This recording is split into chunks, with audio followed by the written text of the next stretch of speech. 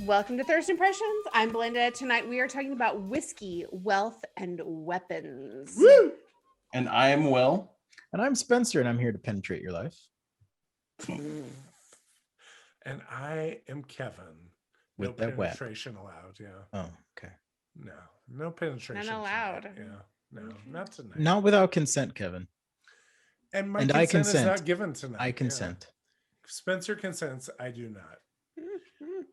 Anyway, Did you guys know? First of visions. I just barely learned this. Did you guys know that Judas had a book that he wrote?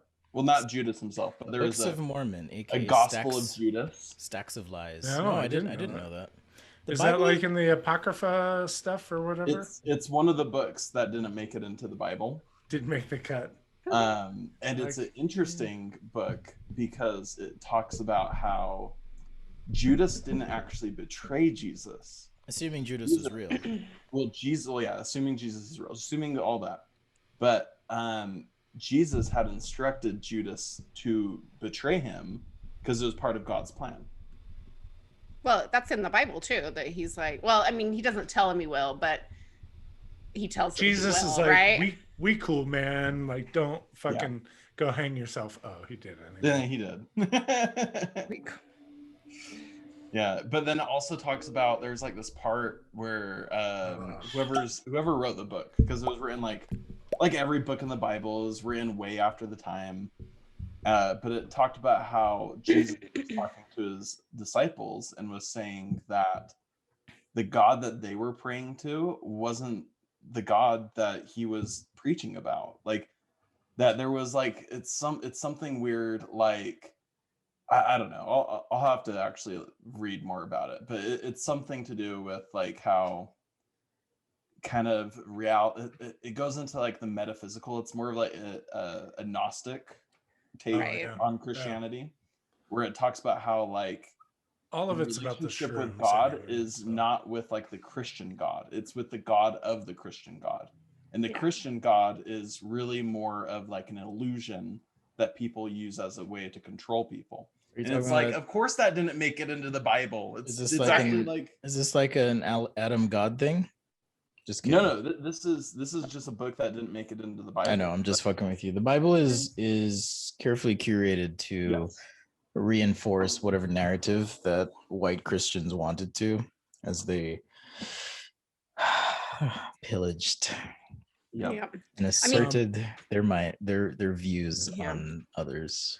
Early Christian imagery of Jesus, Oh my God. looks like he crawled out from under a bridge or something. He's got like short hair, like stuff like that. And now we have I thought you were gonna go the other way with that, like white and delightsome. And I mean, he looks white, but not always. Like a lot of early representations of him are like he looks Middle Eastern. He has short hair.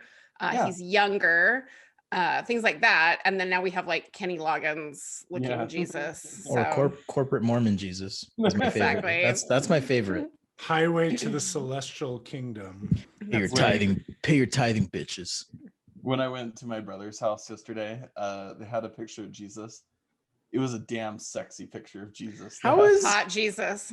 They're not into the stupid Mormon Jesus. They're into the sexy Jesus. They want sexy Jesus. How do religions exist when we know so much shit now? Like it blows my mind every single time I think about it. They don't just exist. They thrive. I know. Yeah. You got that Kenneth Copeland dude who's like, what did he say? I execute judgment on your COVID-19.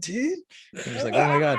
And then the fucked up thing is like his followers or anyone else is going to be like, oh yeah, he totally did that thing. And here we are and we have vaccines. Praise Jesus. Like, no, praise science. Fuck you. I don't feel ready to speak on this, but I feel as though Ezra Taft Benson and Kimball fucked up a lot of things for Mormonism. Yeah. Because in many ways, Mormonism was a progressive religion.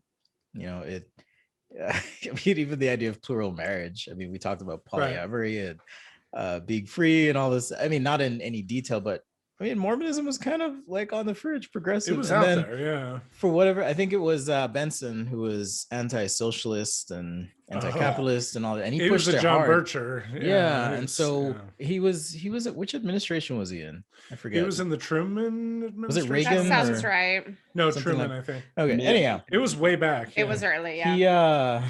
he but I think he essentially imprinted on Mormonism this like conservative mindset. And so growing up for me, like I just assumed, oh, I'm Mormon, so I must be conservative. I guess I'm gonna listen to Rush Limbaugh like my parents. Yeah. I'm glad he's dead. But early be. Mormonism Praise be. like Dwight D. Eisenhower. Oh my God, don't even get me on the dead thing. Someone in proximity to my life passed away. And this week it was interesting as I navigated all these feelings, because my relationship with this person was like, you racist motherfucker. And there's this weird thing that happens when people suffer or die, and they're like, oh, poor, they were so good. I'm like, no, you were a racist motherfucker. Yeah. And so that's how I feel about Rush Limbaugh. Like people are like, oh, Rush, he was so great. I'm like, no, it wasn't. No, it wasn't. All right, I'll stop talking. Wow. What are we drinking today, Kevin? Today we're gonna take like- a new twist on things. I feel like we always ask you, or I always ask you. So what are we drinking? Well, look Kevin? behind me. Look behind me. For those of you just listening, you have to go to YouTube, go to YouTube channel, subscribe for sure. But we decided we all were just like feeling some whiskey, right? And maybe a little overload on all the all the sugared up drinks. It's springtime, it's time for renewal, so it's just fucking straight whiskey. So what did we decide to call it, Belinda? How do you take your whiskey, right? Like, how do you take your whiskey? How do you take it? So what whiskey do you vibe over, or at least right now? What do you really love, and how do you prefer to drink it? Because there's lots of ways to drink whiskey. Will and I were just talking about this before the show. If you're brand new to drinking alcohol at all, you're probably not going to want to drink neat whiskey, because it's just going to taste like fire. When you say neat, what do you mean? By neat, I just mean straight up whiskey. Like, yeah, and I just wanted to clarify, because when I started drinking, I used to go to bars and I'd be like, they're like, how do you want it? I'd be like, oh, straight. Like, they're like, I got to ask you what kind of bar is this? Yeah. And then one of my friends was like, it's neat. No, it's straight. It's neat. Yeah, it doesn't mean I want my whiskey gay. I don't know. I like whiskey gay too. Depends on which handkerchief you have. True. Well, that's the thing. This is the same my grandpa used to always say. Whenever he would talk about eating or drinking something that I didn't like, he'd be like, don't worry, it'll curl your chest hairs. So drinking whiskey neat, for those who are new to drinking alcohol at all, or even just whiskey, might not be as enjoyable as it could be. The beauty of whiskey is when you drink it, there are all different types of whiskey, all different categories, and then all these different types of brands. And even within the categories, there's different variations and things like that. So there's all these beautiful flavors and notes and things like that, that if you drink it neat and you're not used to whiskey, probably will just pass right over your head, because it'll all, like I said, just taste like burning fire. So we're going to talk about different ways to drink the whiskey. Is a burning flame. Don't see. Should I start? Should I start? How do you take your whiskey, Kevin? So my favorite way, I prefer all my beverages except for coffee and tea to be ice cold. I just do. I'm not really a lukewarm type person. Just because like Jesus would spit you out of his fucking mouth and be like, fuck exactly. that. Exactly. Give me some ice, bitches. Don't get me wrong. Sometimes I drink it neat, especially if I'm trying a whiskey for the first time. I am not new to either alcohol or whiskey, so I do enjoy tasting the flavor and knowing what it's about. But if I'm relaxing at home and just want to enjoy some whiskey, I already put it in here. Let me put a large ice cube in my double rocks glass. And today I'm drinking one of my very favorite whiskeys, my favorite Irish whiskey, at least that I've tried. I haven't tried them all. Redbreast Irish whiskey. It's a 12-year Irish whiskey, single pot still. That's the How does that sound? So the secret to drinking whiskey on the rocks, in my opinion, is put it in there. I prefer a large ice cube because it won't melt as fast. There's less surface area, being melted. So I will, you notice normally I'm always like, I went ahead and poured a double. I say that almost every week. I'm a large person and, sometimes it takes a little bit to get me going. When I'm drinking whiskey on the rocks like this, on the rocks means with ice, I pour just an ounce or so that it doesn't get too diluted. That's just my way of doing it. Kevin, I So just realized we have the same glasses. Oh, nice. Crate and Barrel Crate special. and Barrel. Yeah, maybe we Oh, can put a link. cheers. Yeah, cheers. We I've should talk spent about our so much glassware too. fucking money. We should do a glassware show. It's For like, sure. what's your favorite? I've spent so much money this weekend on glassware. Yep. I was It's texting easy to you do. guys before the show. Sorry, I had to step out for a minute. What whiskey do you have, Kevin? So I have Irish whiskey, Redbreast 12-year Irish whiskey. See, It's I'm not delicious.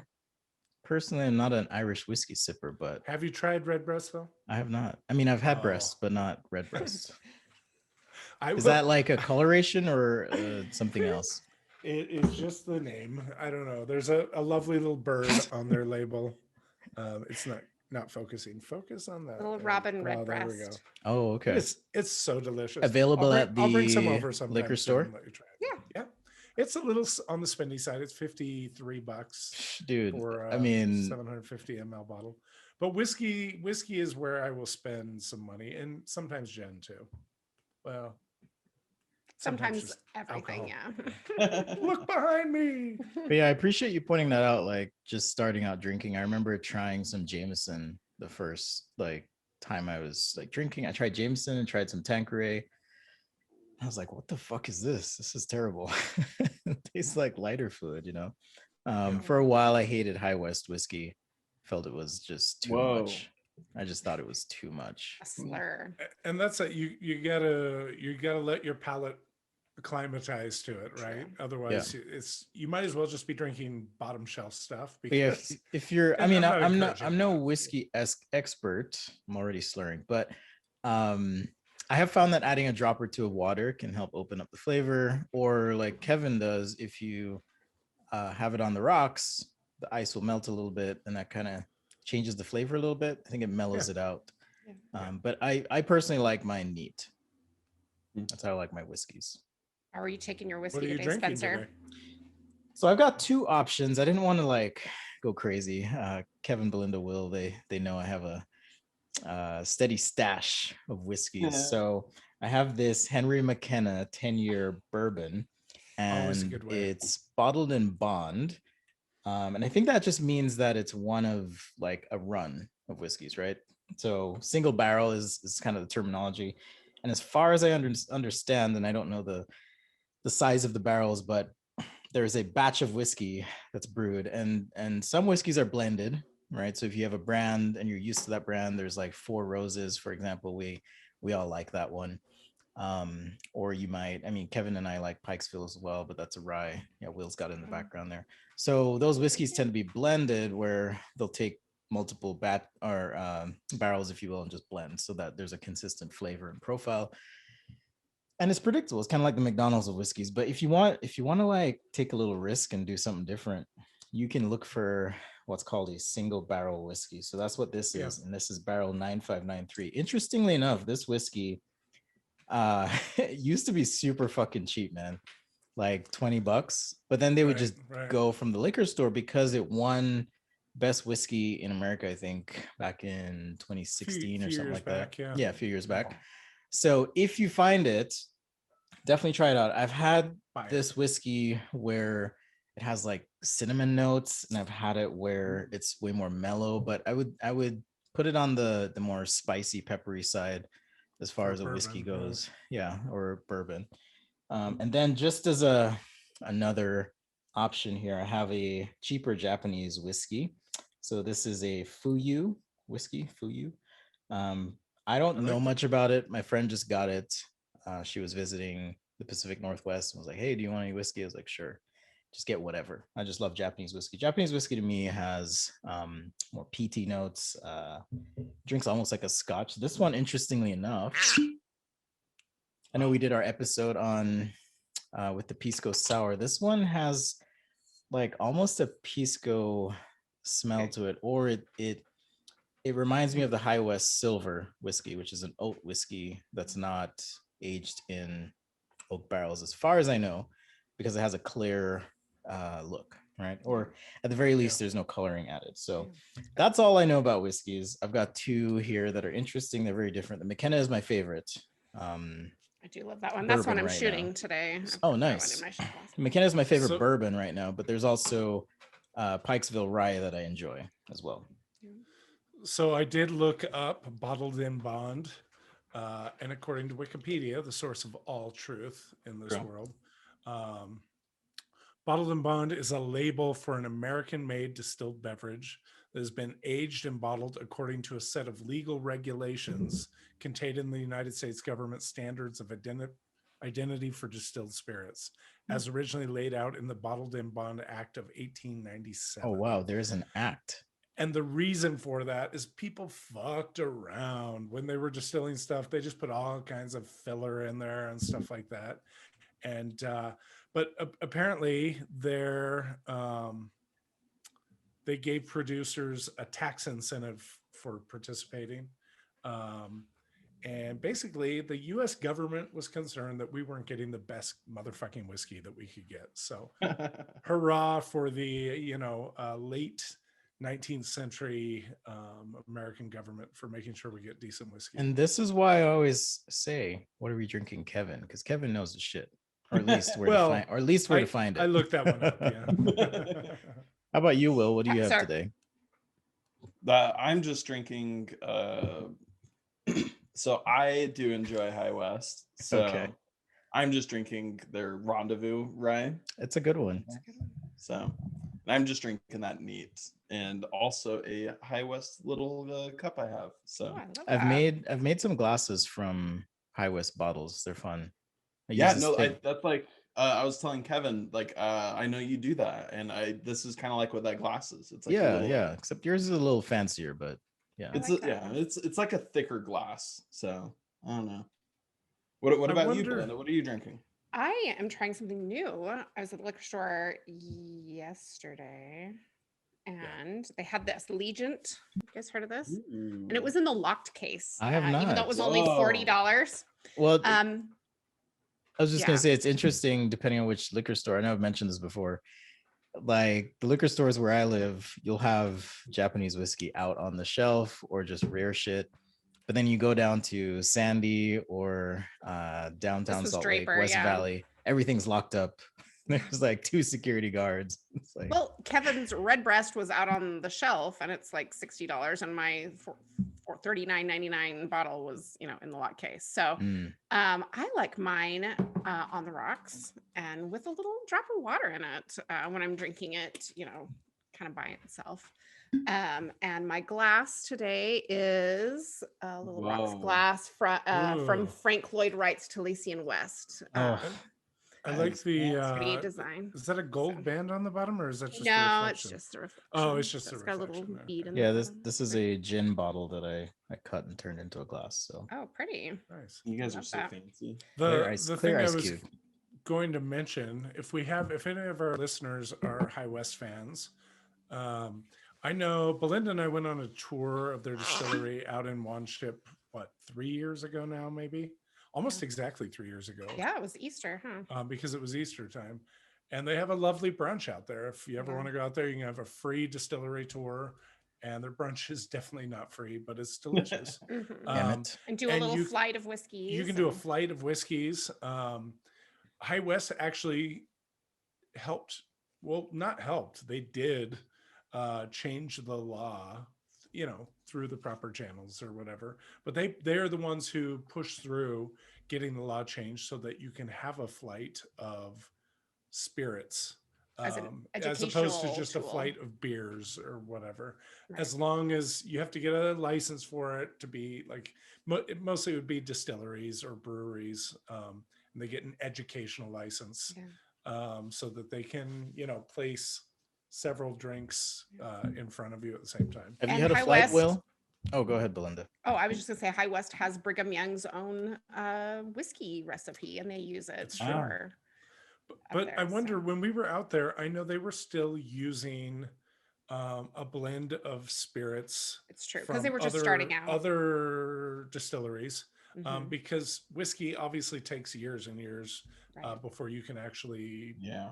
you start producing it, and then at some point it's ready to actually be. Are they bottled. still in that phase? I don't know. That's what I'm not sure. I can't We all remember. need to go up there one Saturday Yeah. We or should do that. The Sunday four of and us should have go up brunch and- and have yeah. some whiskey and learn about. Oh, And I forgot it's- to tell about it's this one beautiful. though. Do you think Oh, yeah. Uber would take us out there? Sure, why not? We could probably park in Park City and then get like something, or a designated driver take us up. No, why I thought this one was kind of interesting, because I noticed it in the case, and I was like, why is this cheap stuff in the case? It's not cheap, but it's cheap. But it's kind of a collaboration between Jim Beam and what's the Japanese whiskey?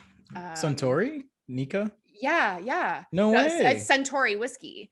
No So way. it's Japanese bourbon mixed by a master Japanese whiskey mixer. So Okay. yeah, so that's why I thought that was kind of interesting. And How is it's- it?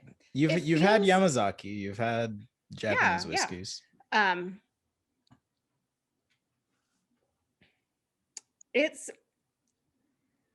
It's bourbony. But no, it does have like, it takes a second to soak in and you taste a bit of floral, but it's also kind of like sharp like a rye too. So I don't know, it's got a really interesting flavor. The way I describe Japanese whiskeys anyways is they tend to be light, smoky, or peaty.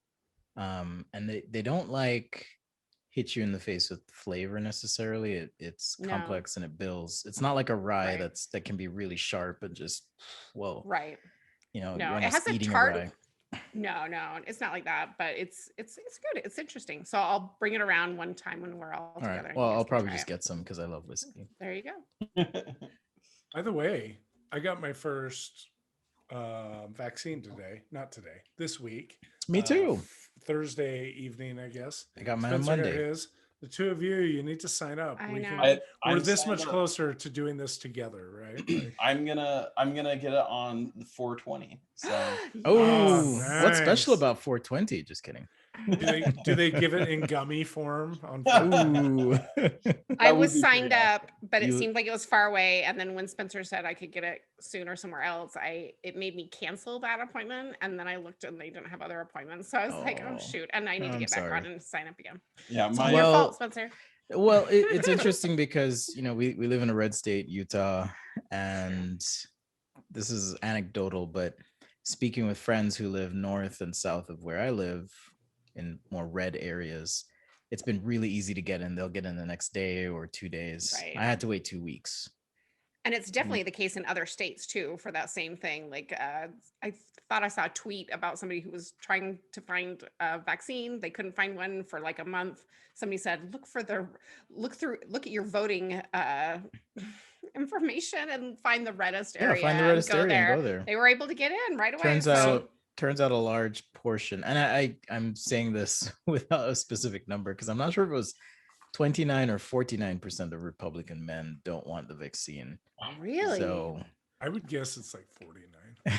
To be honest, I don't want to misrepresent the number, but I mean, I significant have enough. no I'm just like, information, but I what? would guess That's that. incredible. And then even conversations with friends, though, it's interesting that I wouldn't have expected to be resistant to the idea of getting vaccinated have been, hesitant. And admittedly, I was a little bit at first.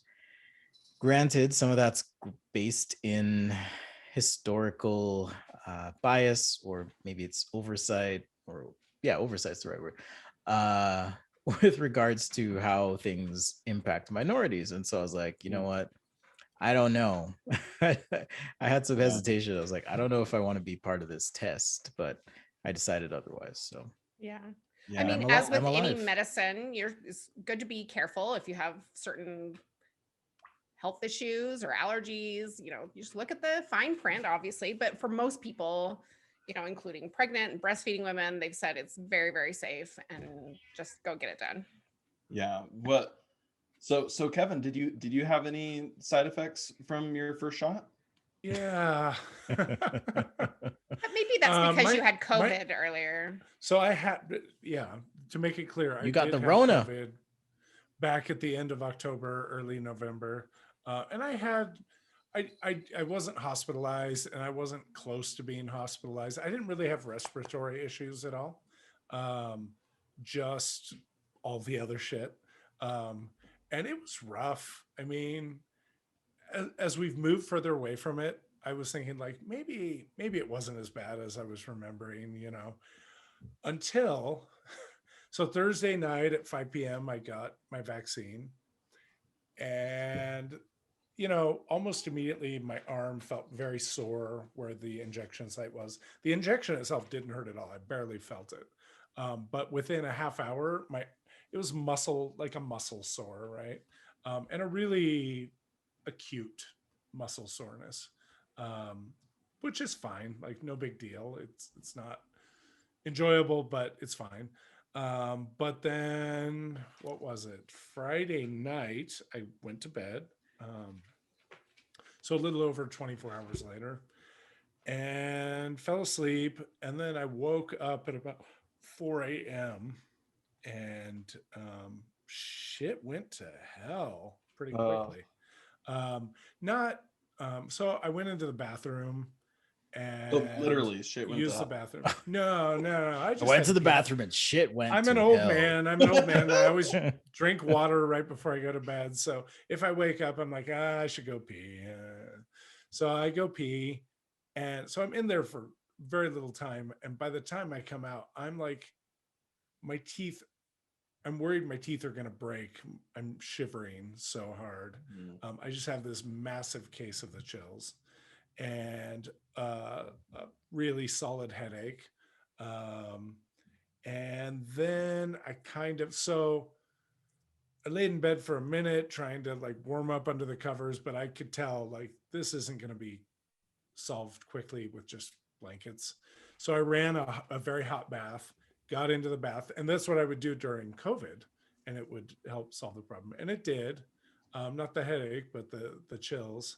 But I stayed in there like an hour just to really like let it soak in.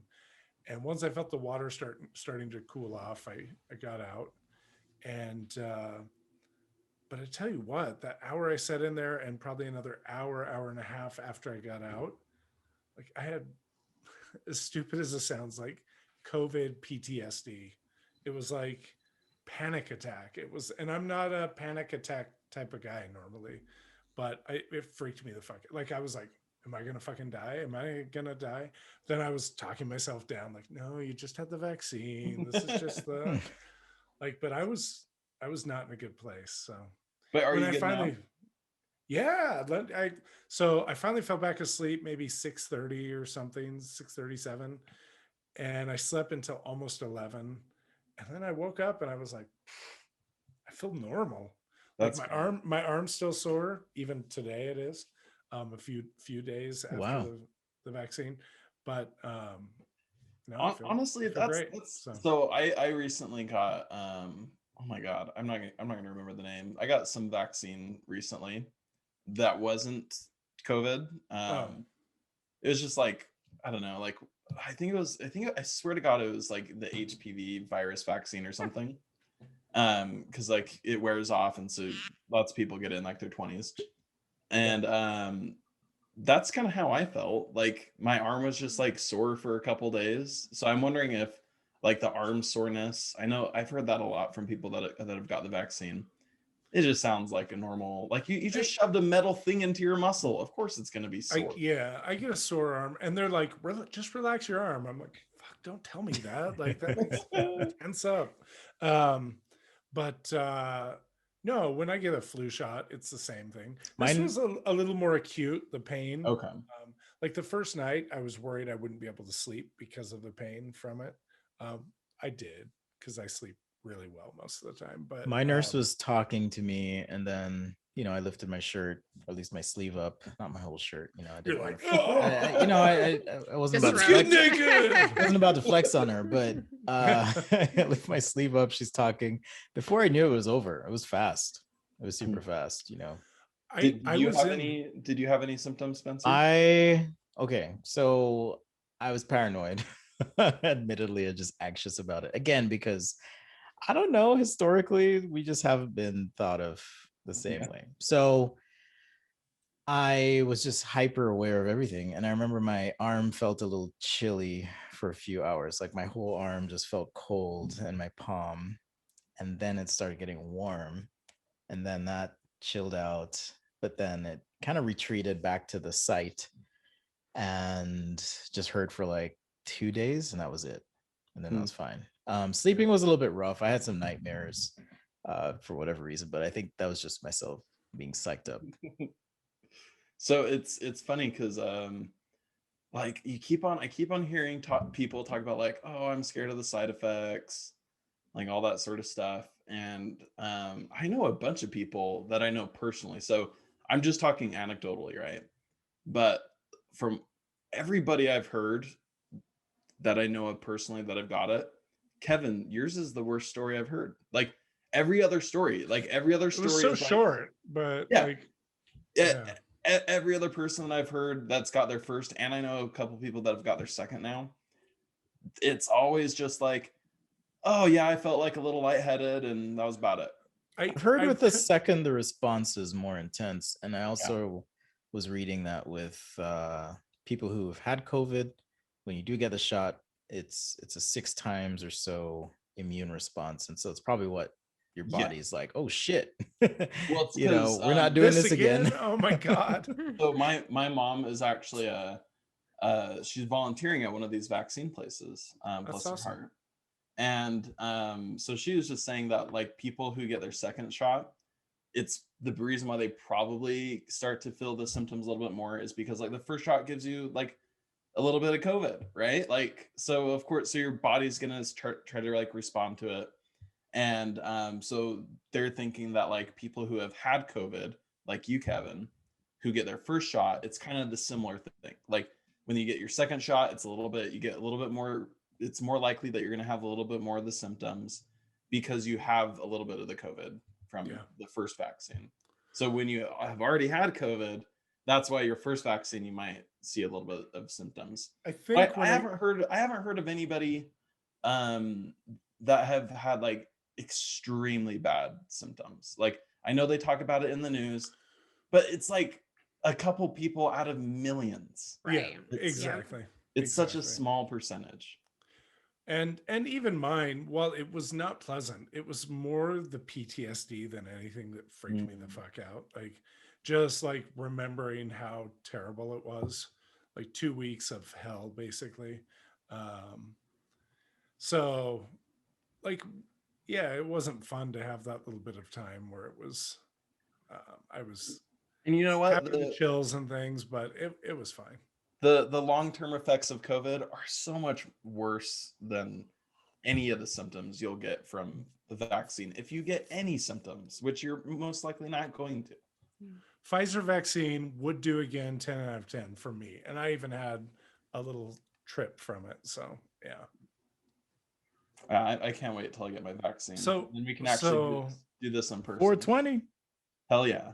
So I know this wasn't really what we were going to talk about, but I will, while we're talking about the vaccine and whatnot, did any of you catch the backlash for the Children's Friend, which for those of you who don't know what that is, it's the Latter-day Saint / Mormon children's magazine. You just gave a win to Satan, fucker. Wow. I did. Hail Satan. Love Satan. Hail Satan. Lil Nas's video. Oh my God. We need to talk about that too. Okay. Well, I'll mention this and then we'll talk about that because that's way more interesting. No. So the Children's Friend posted not posted. Well, they probably posted it. Published. It's a physical magazine. They published a coloring page for children that says you can be brave or something like that. And a little child getting vaccinated, right? Which is a sweet message. I mean, it is. Yeah. I don't like to give props to Mormons or Mormonism or their magazines.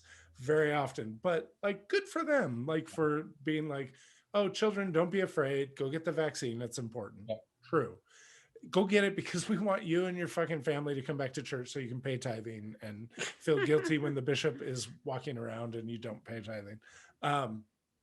No, but so no big deal, like who the fuck cares, right? Like apparently a lot of people cared, because apparently there was a lot of backlash from people who are anti-vaxxers, or at least anti-COVID vaxxers. Microchips. Who were worried man. about Bill Gates is a motherfucker, like all those microchips, right? Are you getting better 5G signal coverage? I am. My Wi-Fi is so good. I know. Remember I did a used to speed freeze test. up all the I did a time? speed test, and I was getting like 300 megabits down. On the side, so. Damn.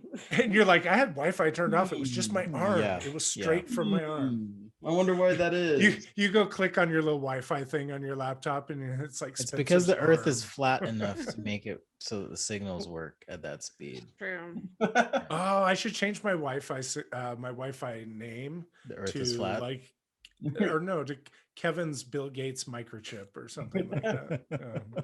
Yeah, no, I saw a whole bunch of Mormons just like some were like even threatening to leave the church. Absolutely. Really? Okay, so you're gonna dedicate your life to religion, and then they're gonna tell you even like the prophet is getting the vaccine, that like all the people in leadership, they're getting the vaccine, and now you're threatening to leave the church because they're encouraging people to get the vaccine. Really?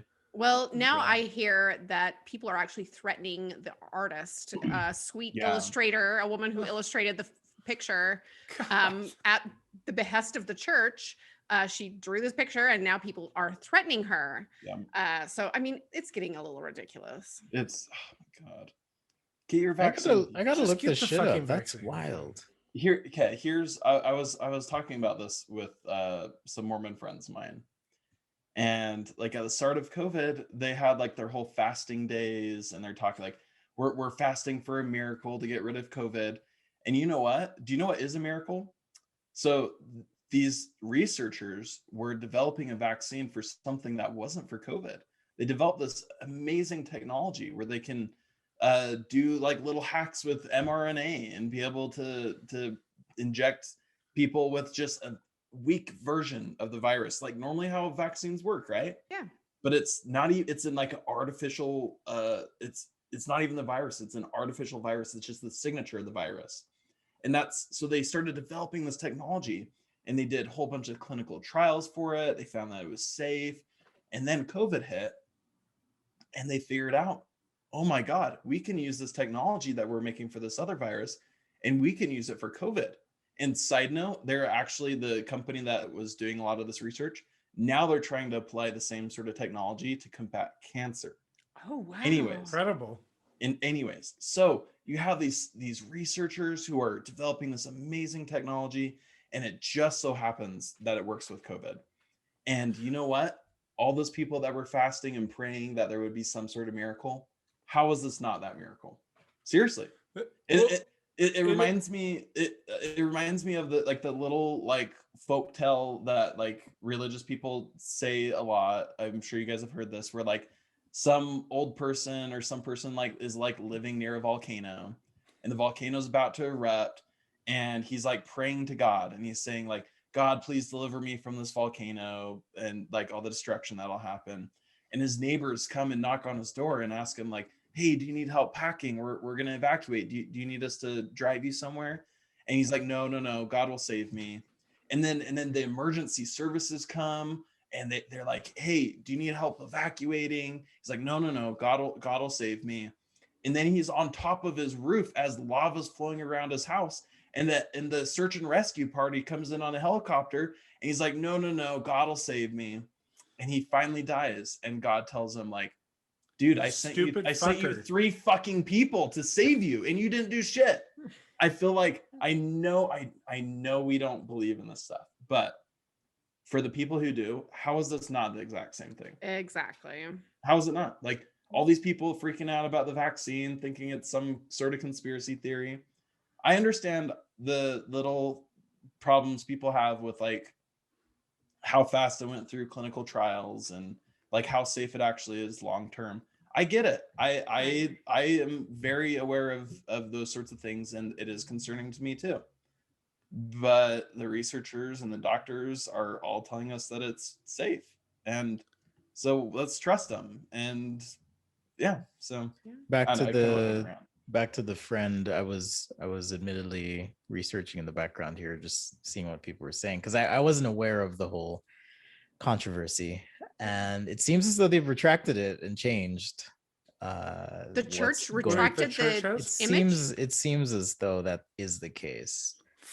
Which wow. Validates, confirms, reaffirms my perspective on things with the church, is that as much as they purport to be led by a prophet who speaks to God, and we don't apologize, all these things, if the membership freaks out and they're like, no, we're not good with this, they change.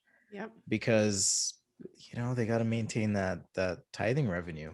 Right. I mean, how often do you hear of members receiving polls or similar things like what do you call surveys, it? Research surveys to ask their opinions on certain issues? How do we want to proceed on certain, doctrine? Or they run pilot programs like, oh, let's try a 2-hour church and see how it goes. Yeah. Instead of, no, this is the way. This is what God told me to do. God said hate homosexuals. That's what we're gonna do. Own that shit. Yeah. Yeah, it's frustrating. I'm not saying I hate homosexuals, by the way. No. Or people that. No, you're the voice of the church. Identify otherwise. Yeah. Yes. Thank you. Yeah. For and in behalf of. Yeah. I mean, it's similar to like if the church is pro-vaccine, then why aren't they requiring missionaries to get it? Because they aren't. They publicly said they will not require missionaries to receive the vaccine. Why? And they require them to receive a whole bevy of vaccines when they go out on a mission. Why is this one any different? Right, exactly. Yeah. It's not them like forcing it upon the missionaries. Because you're right, Belinda, they make them get other vaccines. Because guess what? Vaccines. Shit like chickenpox and malaria is not political, right? True. That's what it all comes down to. It's all political. Yeah. Speaking of politics, speaking of religion, speaking of rappers who made hits in their closet of their apartment, let's talk a little bit about what Will brought up earlier. Will, why don't you introduce us to it? Yeah. Just Lil Nas's music video. Yeah. So Lil Nas, fucking awesome rapper. He came out maybe 2 years ago, I think. Yeah, that sounds about right. As being gay, and then he had like his amazing hit, "Old Country Road," that he did they featured with like Billy Ray Cyrus, and so he's just awesome. He's super funny on Twitter, so I highly recommend, if you're gonna follow anybody on Twitter, follow Lil Nas. He is hilarious. And Thirstpod. Follow Thirstpod too. But so he did a music video where he did a lot of like satanic imagery around it, to be clear, it wasn't just a lot, it was all satanic imagery. Exactly. It wasn't like he's like it wasn't like allusions to it. Was like he's not like hinting at it being like satanic imagery. He's literally lap dancing on Satan. And then snaps his neck or something and becomes Satan. I don't know. It was great. It's amazing. And all of this is tied to a release of a limited run tennis shoe, right? Put out by Nike, where a drop of human blood is in every sneaker, which cracks me up because people are like, oh my God. I'm like, what the fuck? I get a drop of human blood right now if I just prick my finger. And of course, doesn't mean someone died or was sacrificed to Satan. Of course, it's probably just a PR thing, right? And honestly, to be honest, Nike probably was like, there's always a drop of human blood in all of our shoes because the poor children who make our shoes in Asia are, exactly, their skin is rubbed raw. So no, seriously, that's a whole other issue that we could tackle, talking about hashtag fuck Nike. Yeah. Nike does not pay their workers. They basically use slave labor to sell their products. But yeah, so he's doing a limited run of these Nike shoes. There's only 666. Exactly. Yeah. There's only 666 available. They have like a pentagram medallion on the top of the shoe. I love it so much. And it has like like all the football players that would put like John 3:16 or whatever bullshit on their shoes. He put like some like Matthew 10:13 or something. What is like it? Talks, I can't remember. Let's look it up. Yeah, somebody look it up. I'm pretty sure it's Matthew 10:13 or 16. I'll look it up. Yeah. I wouldn't be surprised if it was the thing talking about the number of the beast or whatever. Oh God, that'd be incredible. But so conservatives are fucking pissed. So pissed off about him. Talking like it's the same old like conservative religious like, oh, Hollywood is back doing the like devil like symbology. Like they're all just devil worshippers and evil people. Like they do this all the time. Like they'll like freeze frame like some sort of like music video and be like, look, here's a pentagram. If you draw these lines over here, that's a pentagram.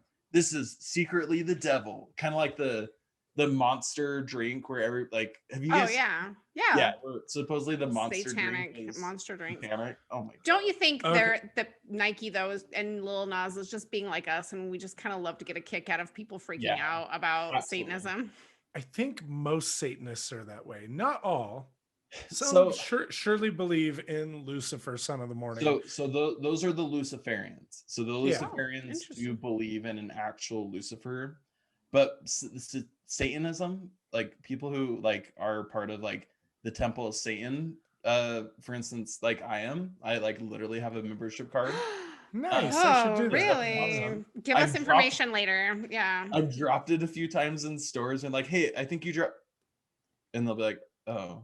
I'm like, oh yeah, sorry. I love that. Incredible. Hand it to the cashier to pay for your your ID as your ID at the liquor store. Yeah. The BYU bookstore. Yeah. I've almost done that because it's like right next to my credit cards. But anyways, so most Satanists, like if you look at like the Temple of Satan, their website, it clearly says we do not believe in any supernatural phenomenons. Like we are the Temple of Satan because we are trying to like make a point. So the Temple of Satan, they do a lot of like activist work around women's rights and like religious liberties and like that sort of thing. So it's really just kind of like we're mocking religious folk and saying that we're our own religion.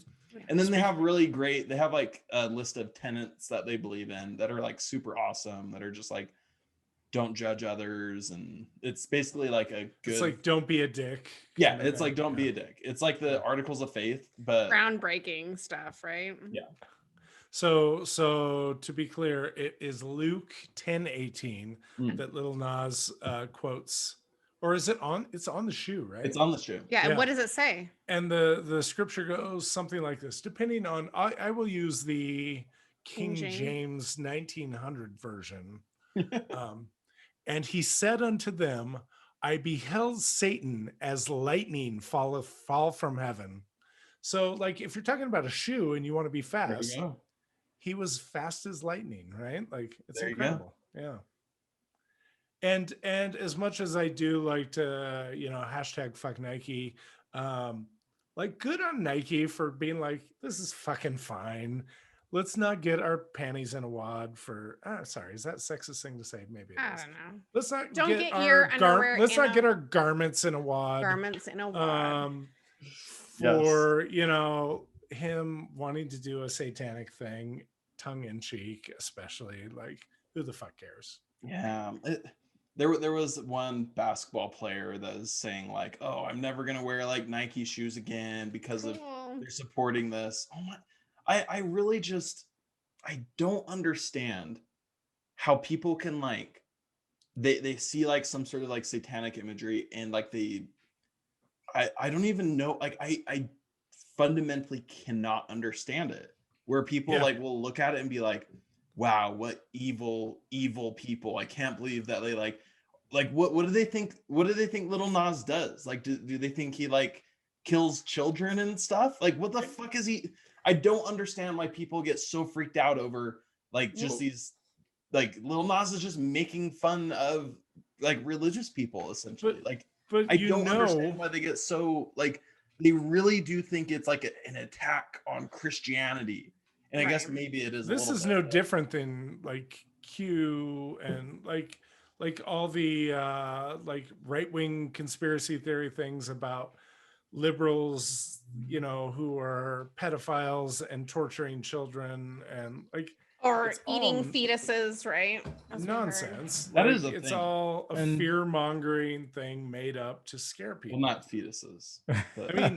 I mean, who doesn't Lucifer, love a the pair devil, of red leather Jesus. shoes? I'm just kidding, but we'll have to post a link to the. I heard an interesting take on the Lil Nas X video, and I haven't watched the whole thing. Admittedly, I've just seen a few snippets here and there. Some fun memes being made from the video. Yeah. But the interesting take is that, you know, Christians are always saying, yeah, if you're gay, you're going to hell, or if you don't align with our view of what things should be, you're going to hell. So he's like, all right, cool, I'm going to hell. Let's go. Here it is. Praise Satan. Yeah, and now people are up in arms about it. Like, was he somehow a representative of mainstream Christianity and all of a sudden made a turn and now you're upset because you said he was going to hell, so let him go to hell and do his thing. Well, what was the tweet that was like, he got into your children's hearts by singing that wholesome Old Town Road? Yeah. And now look at him. He's, you know, Spencer, you're the one that sent that today, right? I don't know if Old Town Road is necessarily wholesome, but no, but you sent the meme. I thought, or with the Queen Elizabeth watching. Oh, that was yesterday. Yeah, that's what I was referring. Oh, yeah, that was so good. We'll put that in the show. So many links to share with you all. And let's be honest, like, I don't really know much about Billy Ray Cyrus at all, but I do know his daughter pretty well, not personally, but really? We all do, right, Miley? I feel like I grew up with her. I feel like I came in like Miley would have been in that video if she had been invited. I feel like Miley would have lap danced with Lil Nas all over Lucifer. Lil Nas X came in like a wrecking ball, tore shit up. Exactly. Okay, you know what? Wrecking Ball was another one of these videos that conservatives got pissed off about. Like, they get pissed off about all the music videos. Are you kidding me? It's because she's like wearing underwear on a wrecking ball. How unchristian is that? You know, it's such bullshit.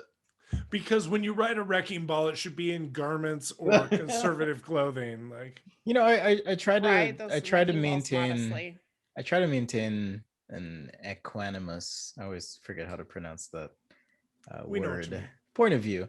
And I was out shopping this weekend and I was thinking, man, what is it with conservatives? Like, y'all are just obsessed with what everybody else is doing. Like, stick to your own shit and focus on you. Why do you care if two men or two women or two humans that you don't identify with are walking down the street and do something affectionately? What the fuck does that have to do with you? I've even asked people close to me, I'm like, seriously, why does that bother you? And they can't give me an answer. Yeah, well, this is the way things should be. And it's like, says who? Well, and it's, you know, says who? But to be fair, I'll say from the left, from their perspective, from the right, they might feel as though the left is trying to impose some sort of value system on them. However, my contention is that it's not about imposing any value. It's like creating freedom for people to be who they want to be. Exactly. It may feel like we're imposing something, but I'm just saying, no, if you want to go worship Jesus or Satan or whatever you want to do, go do it. That's all.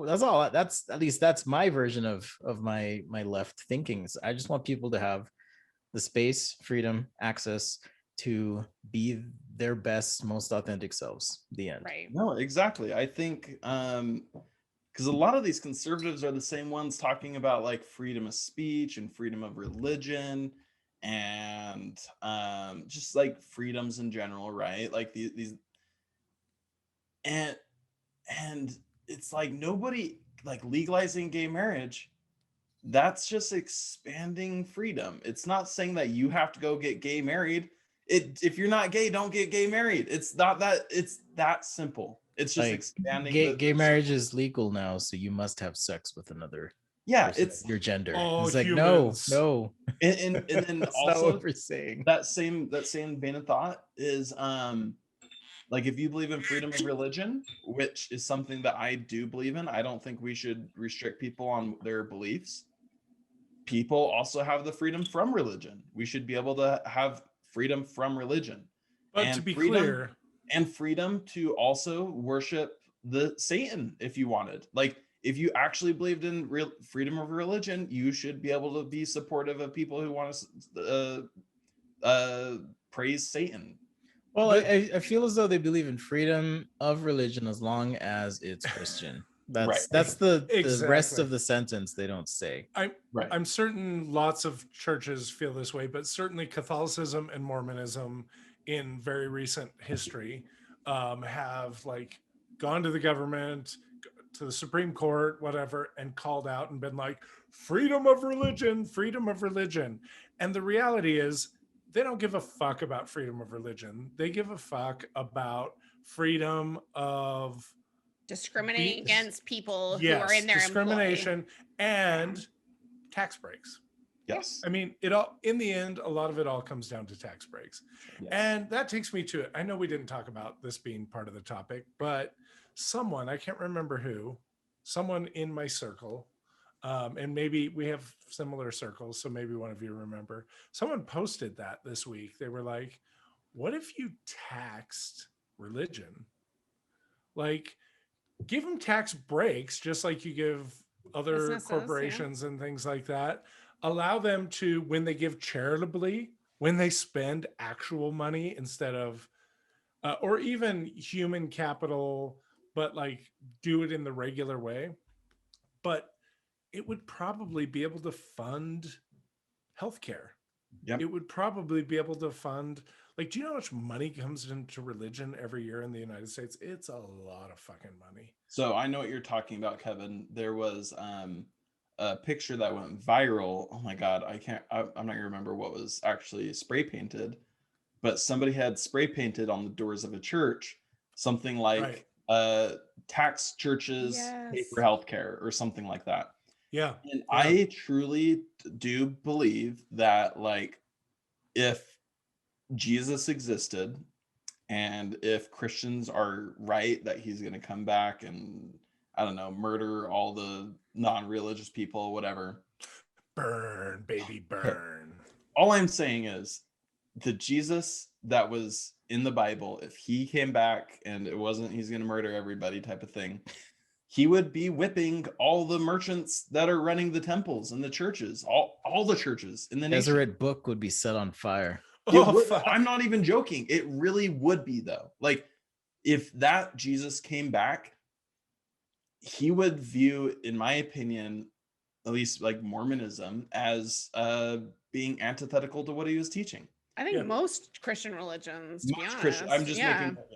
But here is Lil Nas X, and they're fighting against him, and here he is hastening the second coming. Oh my God, that's true. You should He's be just grateful. A part of the plan, right? He's just part like of Heavenly Lucifer, Father's plan. Right? Yeah, he's hastening. Well, that's what I'm gonna say from now on. Like whenever someone, a family member is like, "Why do you have to do that? Why do you have to say that? Why do you have to yell fuck at your niece's basketball game? Whatever." That was an accident. I didn't mean to, but I'm hastening the second coming. It's fine. That's a good one. I like that line. I'll have to use that. I'm just trying to get Jesus to come back. I'm doing my part. It's like a fishing lure, right? Like, yes. God will not be mocked. Oh yeah. Speaking of weird Christian shit, I was trying to find the exact meme, but there was a meme, not really a meme, but a quote by a pastor this Sunday, who was trying to use the blockage in the Suez Canal, and I hope I'm pronouncing that correctly, to talk about those things impeding God reaching our heart. You just need to like clear the way. You got to Suez Canal your heart? Suez Canal, yeah. Like, we all have something blocking the way. I was like, these motherfuckers are so every stupid thing as an object lesson. I know. I mean, if you have to teach a lesson every Sunday, I've been there, done that. You got to come up with new shit. So been there, done that. Yeah, but yeah, what a thing! Are like the stand-up comedians of so religion. It's funny that you mentioned the boat, or Okay, is it a boat or a ship? I don't know. I wasn't even aware Is there anything a was happening, difference? and you guys are like, "Have you heard about the ship?" And I'm like, "What the fuck are you talking The about? fucking The ship got ship. wedged." And I'm like, "This is no big deal." And I think it was you, Will. You're like, "Well, it's Yeah. stopping 10 to 12 billion dollars of trade every day." It's I'm like, "What the true. fuck? Really?" No, but that's how fragile our like global ecosystem is. You could have just some captain of a ship accidentally run into the side of a canal, and all of a sudden you cost the world billions and billions of dollars a day in trade, because we live in this stupid time where everything is just in time. Everything is Yeah, I delivered was in our little group chat. I was saying I blame Henry Ford. You know, he did revolutionize in some ways the manufacturing processes, but we've taken that mindset of just in time, just enough in terms of maximizing our efficiency and output, that it creates these just blind spots. I mean, look at the pandemic response. Mhm. You know, the fact that ICUs were 80 to 90% full, it's like, how the fuck does that happen? Oh, you're just providing based on statistical analysis what is normally needed, but not planning for the worst case. You know, pulling funding from the CDC or other things like that. Not That being undermine, with yeah, like N95 masks for the exactly. population. Strategic stockpile. It's like, no, it wasn't really a strategic stockpile. Nope. Everything was just the pandemic. I feel like really highlighted a lot of these sorts of problems. And I know we talk about capitalism a lot, and business and those parts of the world, but it's so pervasive in our lives in ways that you're not even aware of. The mindset of maximum output, maximum increase, and minimal input. There's It fucks up so many things in life. There's a really funny meme that a bunch of leftists always post, where it's like, well, Marx failed to consider, and then like they'll like say some situation, you know. And so somebody was saying that about the Suez Canal, where they're like, well, Marx failed to consider the Suez Canal being like the artery of the global economy. And like literally there's a book where Marx talks about how if the Suez Canal gets blocked, it'll cause massive problems in the global economy. That's amazing. Amazing. So Yeah. Marx did actually consider it. But like to your point, Spencer, is like this is a problem with like capitalism, because it's not profitable to not do just in time. The reason why we do just in time is so the companies can remain profitable. I mean, I was also looking at the geometry of the canal. I'm like, why the fuck is this thing so narrow? First of all, it's so shallow. Like, we could do better than this, man. Like humans, we could do better than this. Invest some more money. Built it. When did we build that? Was it like the early 20th century? I don't even fucking care, man. I'm just saying, if it has been that long, like certainly improvements could have been made. True. You know, I mean, ships are going around the Cape of Good Hope now, like a la, you know, the Cape of Bad Luck, the graveyard of trade. True. But that's what they're having to resort to now, because the log is so backed up, they can't like get anywhere now. Yeah, I was reading that it adds, I think, 10 to 14 days to your trip. Yeah. So, and in commerce, that's a long time. It's a long time.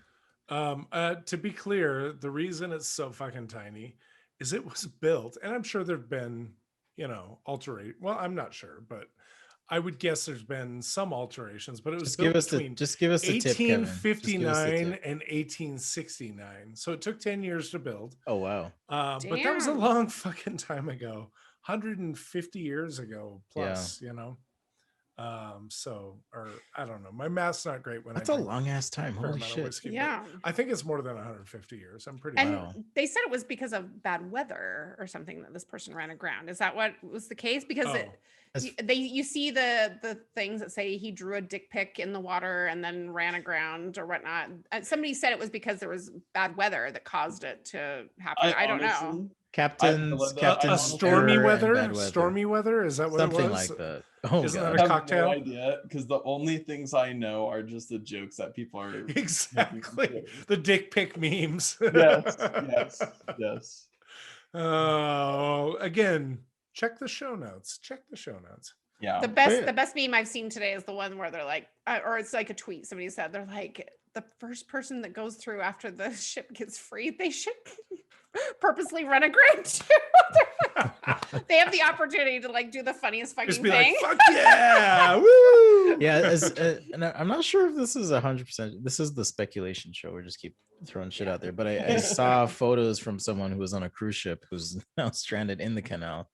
Oh shit! And They they're have like, cruises well, that I go guess through we're the just, canal. I guess we're Yeah. just gonna hang out here for 2 weeks or whatever. Hopefully, it's all inclusive drinks, right? I know. Can you and imagine? the Can you memes that are fucking coming imagine? out where they're like, there's like the little tractor thing that's like trying to dig it out, and it's like global capitalism with the ship, and the other one's like personal choices. Like, so good. I love the fact that I don't think we've talked about anything so far that we planned on talking about. And That's all right. I don't know. The other thing I was thinking though, and I guess is somewhat relevant, is so last week we talked about the shooting and in Atlanta, shootings in Atlanta. The fact that you even have to ask which shootings just speaks to how fucked up things are here. Yeah. And we had another one in Colorado, just next to us, where a person went into a grocery store and started, taking people out. And it's sad. Yeah. It is sad. It's terrible. And I don't know why. Well, I know why it keeps happening, I think, but I don't know why we won't do anything about it. It seems so obvious. Yeah. Well, what's so crazy is that in a few ways it seems obvious. We can get back to that. So what's kind of crazy is, so I want to stipulate this by saying, okay, let me just go through it then. So originally in Boulder, where this shooting happened, AR-15s were illegal to purchase. And it was like a week or two before this shooter went and bought their AR-15 that the NRA had been fighting in the courts to overrule that ban on AR-15s in Boulder, Colorado. And then they were bragging all about it on Twitter about how they were able to overturn the supposedly unconstitutional, which it's not, ban on AR-15s. And then the shooter goes out, buys an AR-15 just days or weeks after they just overruled this. I think it was like less than a week. Yeah. It's insane. So you have the NRA, which in my opinion is a terrorist organization. Agreed. They're bragging about them putting everybody's lives at risk by having these crazy people being allowed to purchase these guns. But what I want to get at is, even though like that's the case, even if that wouldn't have been overruled, that shooter would have just gone to a different city and bought an AR-15. Yeah, I'll let Belinda go first, and then No, I was just gonna say a few years ago, I guess there was some hot air balloon accident. Did you see this one, Will? And he immediately put through legislation to increase safety for hot air balloon rides. He being the governor? Ted Cruz. Oh, Ted Cruz. Okay. Ted Cruz. Fuck Ted Cruz. Fuck Ted Cruz. But I mean, I'm all for away, hot air balloon safety. Don't get me wrong, but fuck Ted Cruz. Yeah. First impressions, hot air balloon safety is important to us. Cheers. But obviously, there's no hot air balloon safety, lobby that's, funding people's re-elections, right? Yeah. So we don't have people to stop, any legislation for gun control. Yeah, I was imagining the hot air balloon industry lobbyists in Washington doing their work day in, day out. They're very colorful people. Do they all wear top hats? We demand the right to use I don't know. red leather for our balloons. That is a very subtle one right there. It's so with Ted Cruz, I believe it was Ted Cruz, because they're talking about gun legislation right now. And I swear it was Ted Cruz. It could have just been another fascist like Josh Hawley or somebody. But they kept on like saying these outrageous lies about how like, oh, the Democrats just wanted to take everybody's guns away. Nobody. Who the fuck in the Democratic Party is suggesting take guns away? Fucking like Beto O'Rourke? No. Beto O'Rourke is just saying stuff to get on the news. Like when he's talking about like we should have a mandatory buyback of assault weapons. No Democrat will ever sign that into law. the type of legislation that like Democrats are trying to get are common sense things. Yeah. Things like a universal background check. Do you know how popular universal background checks are in America? It's some crazy statistic. I think like it's more than 90%. 75%. Yeah, I think it's like more than, yeah. I'm pretty sure it's up around 90%. So I think universal background check on every single gun purchase. It's not saying that crazy people won't be able to somehow get their hands on guns. It's saying that they're going to be less likely to. Right. And if they're less likely to, maybe that insane person that went up and shot up the store in Boulder, maybe it would have been such a hassle where he would have taken his anger out somewhere else. And I don't know what goes into a background check, so if I'm wrong here, we can strike it from the record. But I don't know if they would have caught him, right? Like I guess they're looking for psychological things. Is it criminal stuff? What does it entail? It is. So it is psychological things. It's assuming they've seen a doctor, psychiatrist, that kind of thing. I'm pretty sure they have to go through like some sort of. I don't want to get too in the weeds because my point, or what I wanted to get at earlier, is I think there's a multi-pronged approach and many things that need to happen. So discovering what the underlying root causes for people to act in these ways. Not that it always makes sense, certainly mental illness is a part of it. And gun rights activists like to say, well, guns don't kill people, people kill people. I'm like, fuck you, man. Like, it's a lot harder if I have a baseball bat to kill 26 people, as opposed to a long gun or rifle. So understanding, why are people being driven to this place, and maybe it's appropriate. We've been talking about capitalism and kind of how it puts people down, and valid. In these places where people become desperate, or people become crazy, or I shouldn't say crazy, sorry, mentally troubled, or perhaps desperate. Even you have leaders in positions of influence who challenge the very nature of truth, and what does that do to people when you present this reality that is not based in fact at all, right? No, I totally get that. I guess what I'm saying, like with universal background checks, is just specifically that is it is highly popular on both sides of the aisle, and I'm not saying that it would completely deter these sorts of people that are going out and doing these crimes. I'm just saying, like, the barrier to entry to commit those sorts of crimes will be higher. They're gonna have and the common refrain or straw man, whatever the correct term is. Oh well, criminals get guns anyways. It's like, well, you're not. And the thought I've had is, okay, this person wasn't a criminal until they did the criminal thing. Right. So your criminals are gonna get them anyways. Yes, I agree with you. If someone wants to get a fucking gun, they'll get it. But if we raise that bar of qualification, it's going to prevent some of these things. And it's so low right now. The bar is set so low right now. Easier to get easier to get a gun than a bottle of water on election day in Georgia. Tell you what. Exactly. Yeah, exactly. That's true. And we will talk about that too. Another thing, I'm so glad you brought up, like, when conservatives are like, oh no, it's not guns that kill people, it's people that kill people. And they always talk about, like, oh, we need to help people's mental health more. And okay, then where's the funding? Like, they keep on saying, like, oh, we need better mental health in this country. Okay, then where is your guys' proposal? Ted Cruz always says this. He has zero proposal to actually fund better mental health initiatives. Do you know what covers all mental health problems? Medicare for all. True. Like, that sort of legislation would cut down on gun crime. Yeah, even if universal background checks didn't catch every criminal, it postpones the purchase of a gun, right? They're not going to get it same day. So if somebody's truly having a bad day, as in the case of the Atlanta shooter, maybe that will pass, and they can work that shit out, right?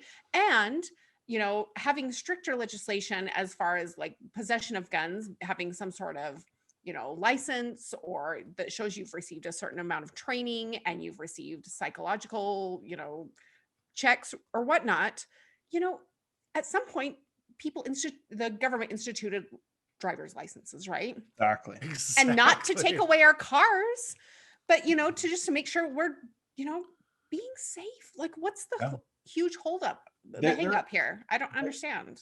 There are so many things that we could do. Another thing is red flag laws. Like, was anybody in this person's family concerned that this guy was talking about shooting people up? There should be a mechanism where they could go to the court and say, hey, this person should not be allowed to have guns. Take away this person's guns, not forever, but until whatever this mental health crisis that they're going through is done with. Make sure that they receive proper health, mental health care. And another thing is people who abuse their spouses, they should not be able to have guns. Absolutely. Period. Yeah. If you're abusing your spouse, you immediately should get your guns taken away. I'm sorry. We don't allow felons to have guns. We shouldn't allow abusers to have guns. Simple things like that. True. And I'm right there with you, Belinda. My feelings on guns is it's probably a little bit more to the right than some of my leftist friends. I don't want to take away, because I do know a couple people who are like, we should just ban all guns. No, we shouldn't. That's stupid. You never will. You never will. Everybody has, and it everybody doesn't and their work. dog And it has doesn't a work. gun in this country. It doesn't work. At least I have personal experience with that. It doesn't work. Yeah. You don't need an AR-15 to hunt ducks, though. So yes, but I mean, just kidding. But it's what easier. I think you could do is we need licenses to drive cars, which are killing machines as well. Yep. You should need to have a license to own a gun. Absolutely. If you fail to renew that license, you should be required to turn in your guns. The argument, the counter argument is the Constitution says you have the right to bear arms, and that's it. But it's like, well, licenses were licenses even conceived of then? Like, can we progress and adapt and move forward? Are we so beholden to this thing that we can't make any improvements? Because we put it on a fucking pedestal. We put the founding fathers and like these early visions of what is needed in America on this pedestal. And then we put modern reality. We take the things on the pedestal and apply it to modern reality. It doesn't always work. Fucking work. Yeah. Most doesn't of the time, always work. to be honest. Yeah. These fuckers that are gunning everybody down, they're not part of a well-regulated militia. Just saying. Bingo. That's what I was. And if they are domestic terrorists usually. But true. That's what I was gonna say. So guns kind of trigger me. You guys can't tell, because the Second Amendment says being part of a well-regulated militia being necessary to the state of the nation. It doesn't say that every single private citizen should be allowed to have a gun. You have to be part of a well-regulated militia. And that's not the stupid bullshit where states try to do the little loophole like Utah has in the Constitution. It's in our state Constitution. It says that every Utah citizen is part of the Utah State Militia. It's not well-regulated. Oh, wow. You need to be part of a well-regulated militia. Go back and read court cases around the Second Amendment, because there has been a gross misreading of what the Constitution says. It has been because of activist judges pushing forward their freedom, gun-toting, whatever lies. And the NRA. Because of organizations like the NRA.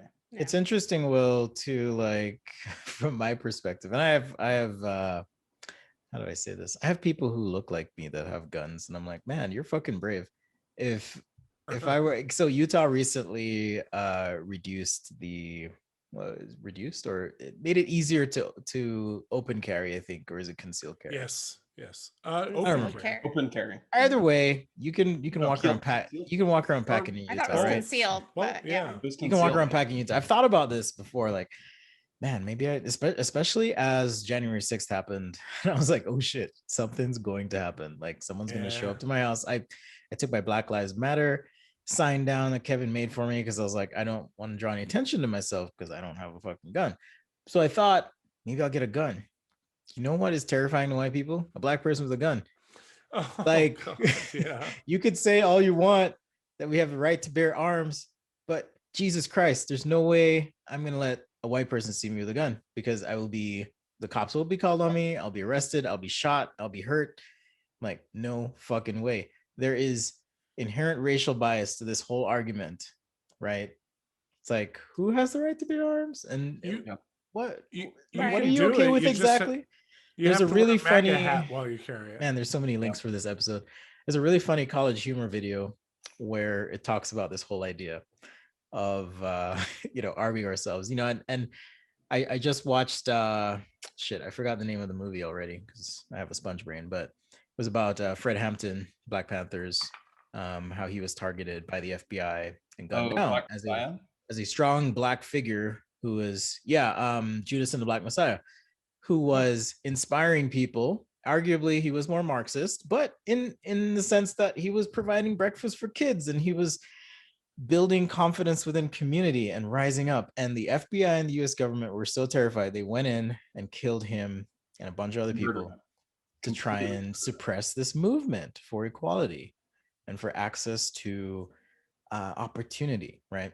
So what does this have to do with anything? Well, the idea of a Black person with a gun, like I said, is threatening to a lot of people. And I recognize this and realize this. And immediately I was like, oh shit, no, there's no way I'm going to buy a gun because I'm already enough of a target. I'm already enough of a threat. I've seen people's behavior change as I show up or walk by or whatever. And I'll save those stories for another time. But adding a gun to the mix is the last thing I want to do, man. Yeah. No, the issue around guns is really complex and it's frightening because it's so deadly. There's been a little bit of a shift in at least leftist communities that I'm part of, where people aren't so anti-gun anymore. Where people are starting to talk about like, hey, we have all these white supremacist militias arming up and they're feeling emboldened to actually do like attacks, like trying to kidnap Governor Whitmore. That happened last year in Michigan, right? Yeah. In Michigan, yeah, the white supremacist group was planning on kidnapping Governor Whitmer. And just this week, what state is it, Kevin? Again, Michigan. The GOP chair in Michigan was calling the Michigan administration witches, and they were saying that their supporters had to take care of them. So they are like literally encouraging, the GOP is, they are encouraging their supporters to take up arms against political rivals. To stand back and stand by, right? Something along those lines. Exactly. When he said that, people on like CNN or whatever were like, oh, that's a dog whistle. And they were given so much shit over saying that because they were like, he just said something. But look what fucking happened in January. Think about anything. I'm like, no, exactly. And guess what?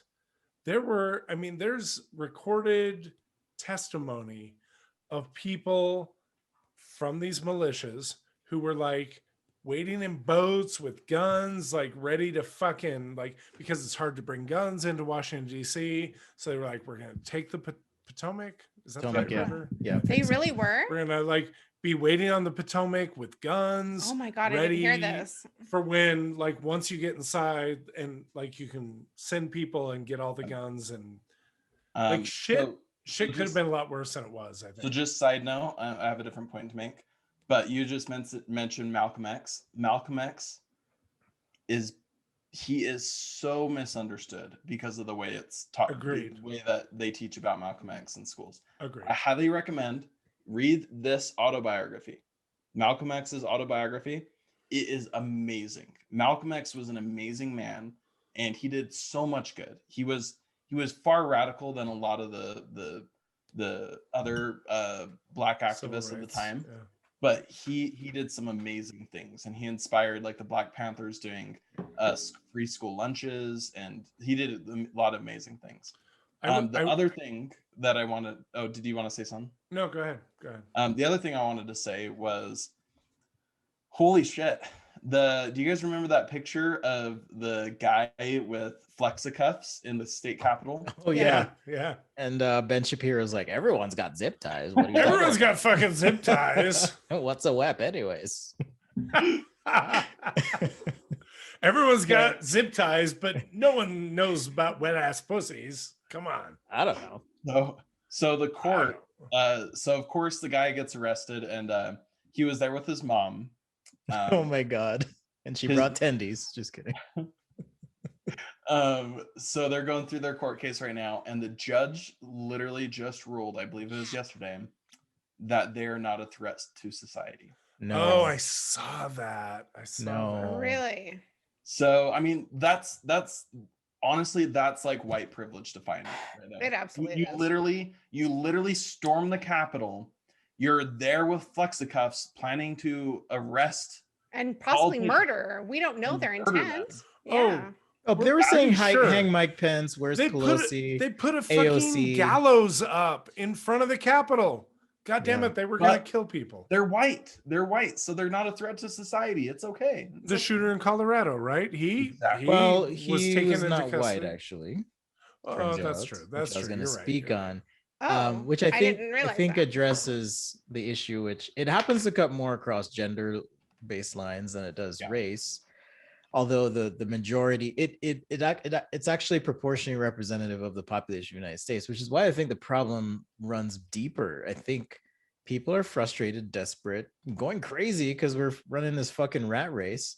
No one has time to breathe. No one has time to be. We don't have services available to us to help out. People get desperate and they do crazy, fucked up shit. And they do it because it's easy to get those things to hurt people, right? That's what I think the problem is. It's not, hey, yes, it happens to be that, white people are treated differently in these circumstances, but the truth is it does cut across ethnic lines. But I think the broader problem is, are we as a society, like, can we just cut the bullshit basically and stop with this me, myself, and I business and like actually do things to help everyone? Like we can do it. We can do it. I'll give you a quick example. Yeah. In the pandemic response, my kid's school made school lunches free until some stimulus funding runs out. They're like, school lunch is free. Cool. Did I throw my hands up and I'm like, I'm not working anymore? God damn, I'm done. No, I'm like, oh shit, cool. School lunch is free. God, I have a little bit of flexibility here, and I can say I'm going to take that money and invest, and in whatever way I can, right, to improve my life. It's not like I'm throwing my hands up like, well, I'm not going to be a dad. Some days they have school lunch because that's what they want. Some days I make them a sandwich because that's what they want. Well, and sure for some people, they were like, I'm going to pay the electric bill. Yeah, right? Like good point. You were fortunate not to have to deal with that. Yeah, good point. Good point. Well, a point to what you're saying, Spencer, is why the fuck is school lunch not free? What exactly. The fuck? Why the fuck are we squeezing parents? This is like the catch-all show. No, we're not squeezing the parents. We're squeezing the fucking children. That's what I'm saying. Exactly. Yeah. And there's this like weird right-wing conservative, mostly I would argue, and that's me speculating, but I wouldn't be surprised if this is the case, that so for 12 years of your child's life, you straight up conservatives expect, you saw the response in the pandemic when people were like, oh, you got to homeschool. What the? No, kids have to go to school. It's like, are you paying? Free school. Are you paying? Fuck you, pay me. What's going on? No, there's no talk about that. And then all of a sudden, magically, when kids turn 18, it's like, oh, fork over, $50,000, $100,000, whatever it is for their college or more. Yeah. And it's like, why? What's with 4 more years of community college or even some state college program that's free? What's the difference here? Like, I don't understand what magically happens at this point that you just throw your decency out the window and are just like, no, you can't afford it. I'm going to keep you who can't afford it down. And it also goes towards like free college is not just about like people individually getting college. It's about educating our freaking society. Absolutely, right. Dude. But why do they want that? Republicans don't like education. Trump doesn't like educated people.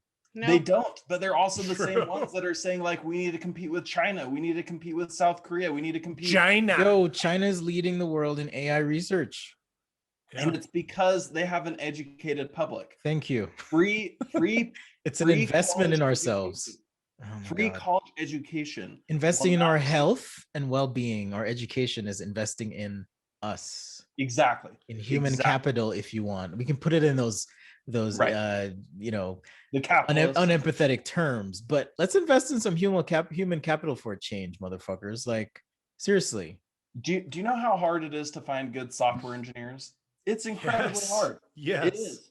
Do you know how it would make it easier? How it would make it a lot easier for companies to hire better engineers? Free college education. If you know anyone, how you can create small businesses that are highly successful that compete globally? Free college education. So people actually have the tools. But Will, if you make it free, they're not going to try. So guess what? The people with the aptitude to do certain things aren't magically born into families that have the ability to pay for their college education, right? I'm going through this right now. I have a child about to graduate from high school, and we're looking, and she's done very well for herself academically. And so she's been accepted to a lot of great schools.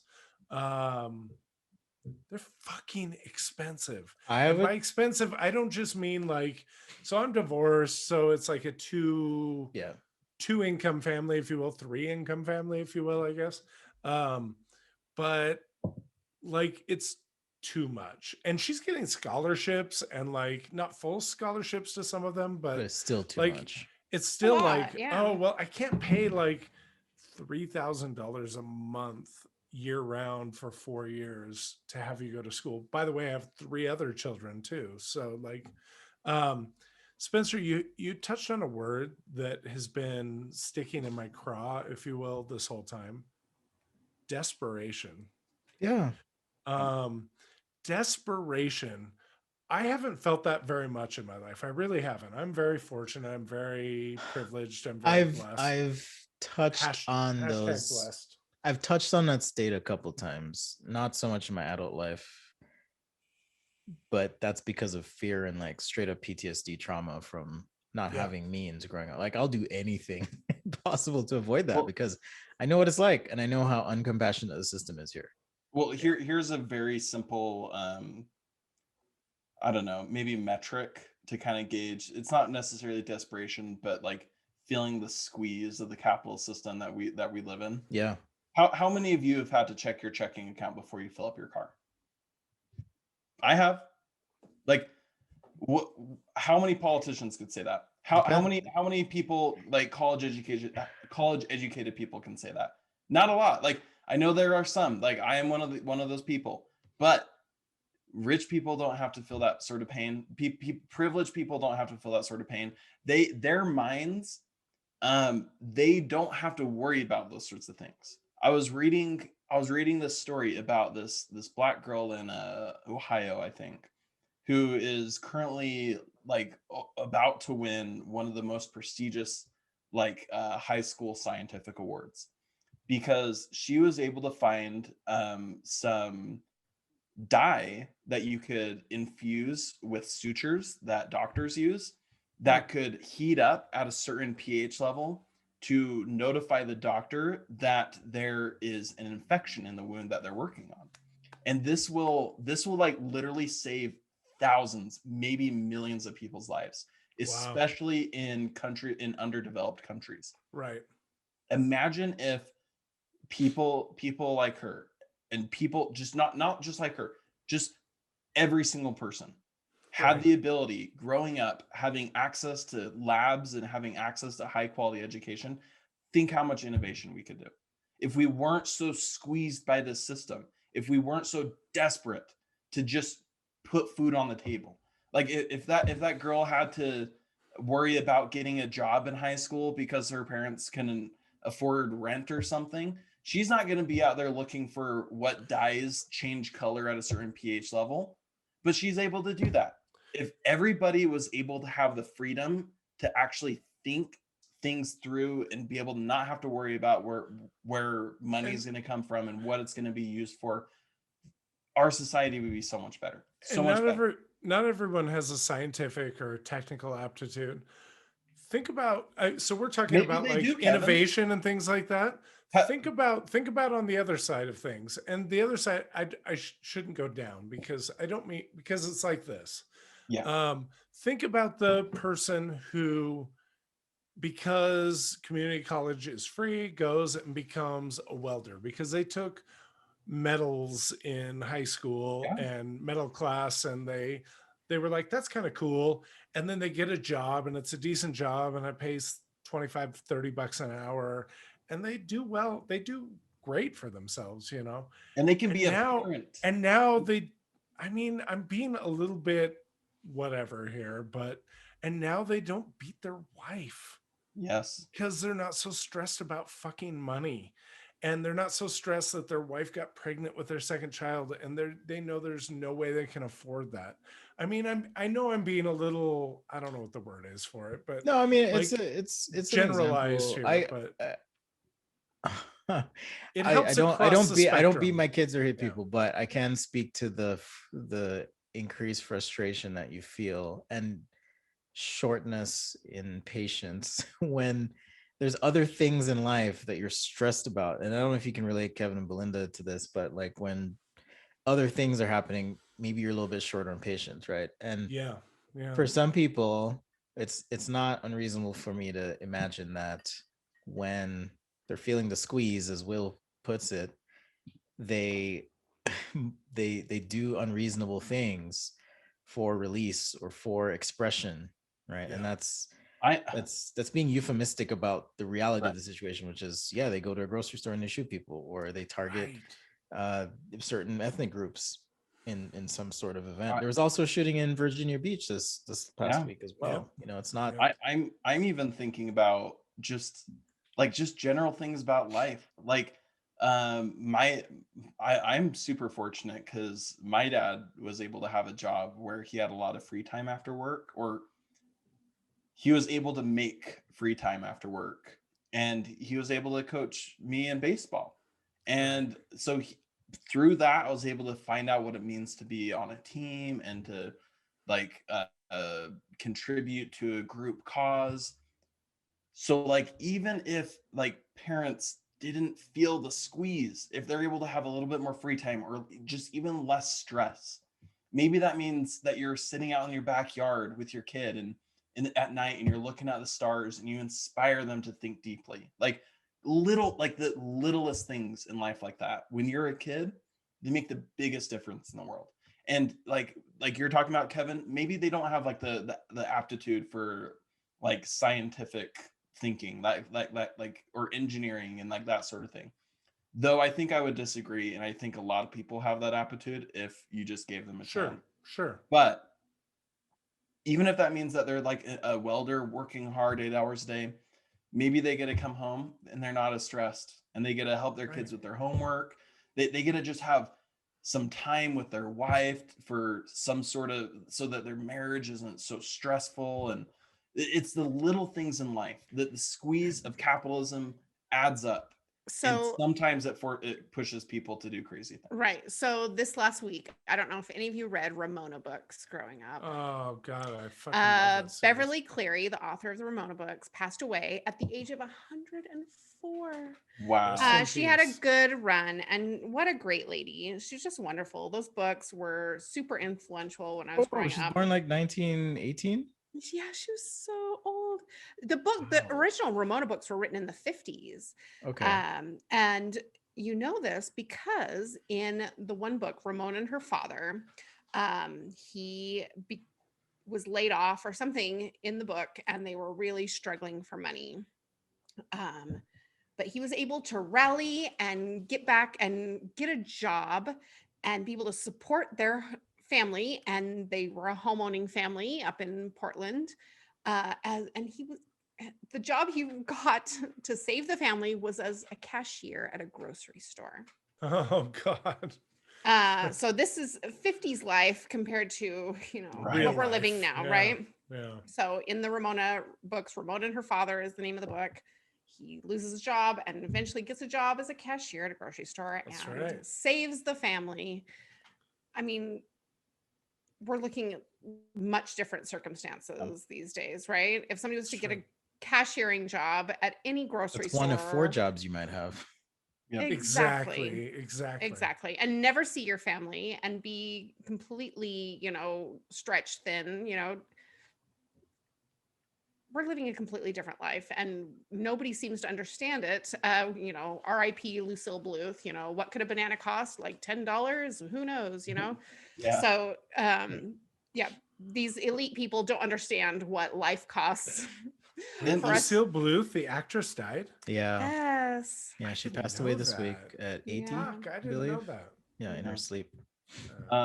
So I mean, another aspect to this is like during like the 1950s, that's when like unions were really strong. That's when minimum wage actually could pay for allow for a family to have a single breadwinner. Like during that time period, the middle class was thriving. And what you've seen after that period from like 1970s on is that wages have just been flat. And it's like almost directly, so correlation is not equal to causation, of course, but it is almost like directly correlated to the strength of unions.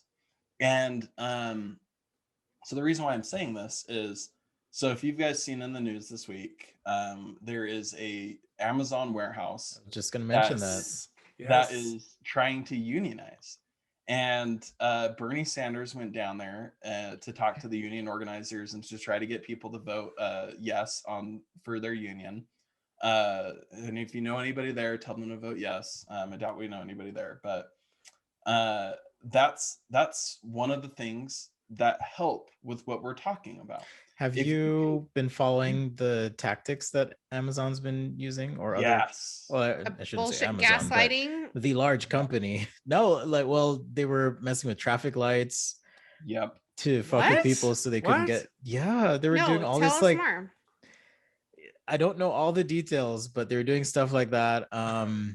There was something to do with bathroom breaks and efficiency, just unethical, at least I would consider to be unethical things. Yeah, fucking with people. They're using union busting tactics to try to not allow this union to happen. And as part of that push, they also went online on Twitter, and they had their PR department start attacking Bernie Sanders, saying like, oh, well, we're like the Bernie Sanders of companies because we pay our employees $15 an hour. And it's and so like Bernie advised, realize people don't live on that, right? Like, well, so the thing about Amazon is, yeah, they pay their workers $15 an hour and they get decent health insurance. That like they credit to them, they actually do, but they also make their workers work really, really hard. For instance, if you're an Amazon driver, you have to meet a certain quota every single day, no matter. Have you seen them running? I've been watching them locally. Right.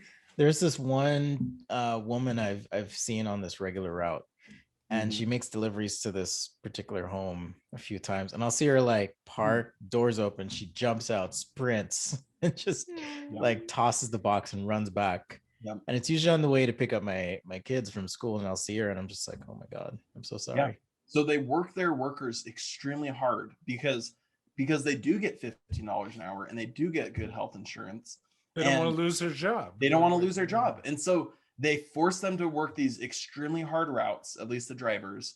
And one of the common things is that they pee in bottles. And not only that, but so on Amazon or on Twitter, their PR department is going back and forth with one of Bernie Sanders' advisors, and they're saying, oh, you don't actually believe that we make our employees pee in bottles.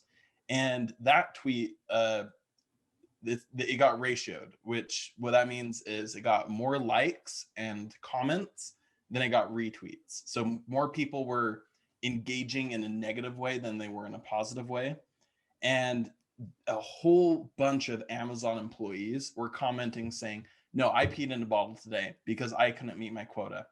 And a really great investigative journalist, Ken Klippenstein, he gets a whole bunch of people to leak documents to him from a whole bunch of different organizations. Nice. He's super awesome. He's fun on Twitter. Follow him, Ken Klippenstein. But he got some internal documents from managers at Amazon that are showing that not only are employees peeing in bottles, but they're also defecating in bags because they have to meet their quota and they can't stop for a bathroom break. So they like will literally use the bathroom in their Amazon trucks in order to meet their quota. So even it's horrible. Like that's the type of horrible working conditions that they're having to go through. And think about how that would make somebody feel. Like think how a parent would feel if they're having to use the bathroom in bags and pee in bottles, and they get home, do they feel fulfilled? Do they feel respected by their workplace? I would be surprised if they did. And I wonder how that impacts their personal lives. I do. So it makes you think twice about pushing that buy it now button. At least it's making me think twice about it now. Like, yeah. So I have a couple. So just to finish my thought is, this is like the importance of a union. So I'm not saying that like a union is the answer to everything and a union is perfect, right? But I'm saying like these people that work in these warehouses, because it's not just the drivers, also the people in the warehouses. Yeah. Sometimes maybe a year or two ago, there was like one Amazon warehouse that found that it was cheaper to have an ambulance sitting in front of it than it was to run the AC. So when people would pass out, they would just send them on the ambulance because it was cheaper. So, and another one is an employee was really struggling in the warehouse to keep up with the harsh demand that they put on these employees. And so he would regularly like fall behind just a little bit. Like he wasn't slowing anybody down. He just wasn't able to get things done as fast. And he had a heart attack and died. And he was left on the floor of the warehouse for 20 minutes. Whereas the day before, when he started to slow down a little bit, his manager knew within a minute and cited him. But when he died the next day, he was just laying on the ground for 20 minutes. The manager didn't care. The manager just thought he was taking a break, and they just let him die right there on the floor. So go ahead. So I know I keep on saying unfinished. This is me finishing this. Is now those employees, they're actually working together to collectively come together and say, we are not going to work until we are treated with dignity. Yes. And if that union wins, if they're able to unionize, you better believe all around this country, you're going to start seeing Amazon unions, and it's going to be good for them. They're actually going to start getting better jobs with better benefits without being treated like shit. Yeah, so it creates a balance in power. I've been reading, or not reading, but listening to an Audible series called Capitalism versus Socialism, Comparing Economic Systems. It's by Professor Edward Stewart of Northeastern Illinois University. And he was talking about the differences in American style capitalism and European, because arguably there are hypothetically good things about capitalism with the right, of course, checks and balances. And a union is a way to balance power in a company. But what was interesting, I discovered, is that in Europe, in certain countries, they're actually by law mandated by the government to have, I forgot the term, but it's essentially a representative from the, I guess you could say, workers on the board itself to advocate for equity among employees. And I think that's like, yeah, that makes sense. Cool. Americans don't like the idea that the government's meddling in stuff, or unions have the ability to shut down a company. But you have to, I think, well, you don't have to, but there are benefits to creating balance in power where, if a CEO or leadership decides, hey, we want to maximize our profits, and you guys are asking for $1 increase per hour, there's 40,000 of you, that's $40,000 an hour in a year. That's a lot of money. That's coming out of our bonuses. Having someone who can balance that out, I think, is important. Right. So I'm all for Bernie had his policy proposal called democracy in the workplace. And I think that's absolutely what we should do. Why are we working for these companies where essentially 8 hours a day we are working in an authoritarian culture where you don't have a say in any of the decisions that get made? We should be able to have some say in our workplace, in our pay, in our benefits. Not saying that we should be able to like directly say, no, we're going to do this. I'm saying we should at least have a seat at the table. Yeah, exactly. A couple questions, because we've all had a lot to say on this. first of all, what do we? This is an honest question. I'm not trying to be funny. I'm not trying to be, but like, think about women. I've had plenty of Amazon women drivers, right? Can you pee in a bottle? I'm not trying to be funny. I'm really not. It would Like, not be it would not convenient be at all. pretty, I'm No, assuming. no. So think about how degrading that is to a man. But you can aim, right? Like you can. Right. Anyway, I've peed in many a bottle on a road trip, Kevin. and I was going to.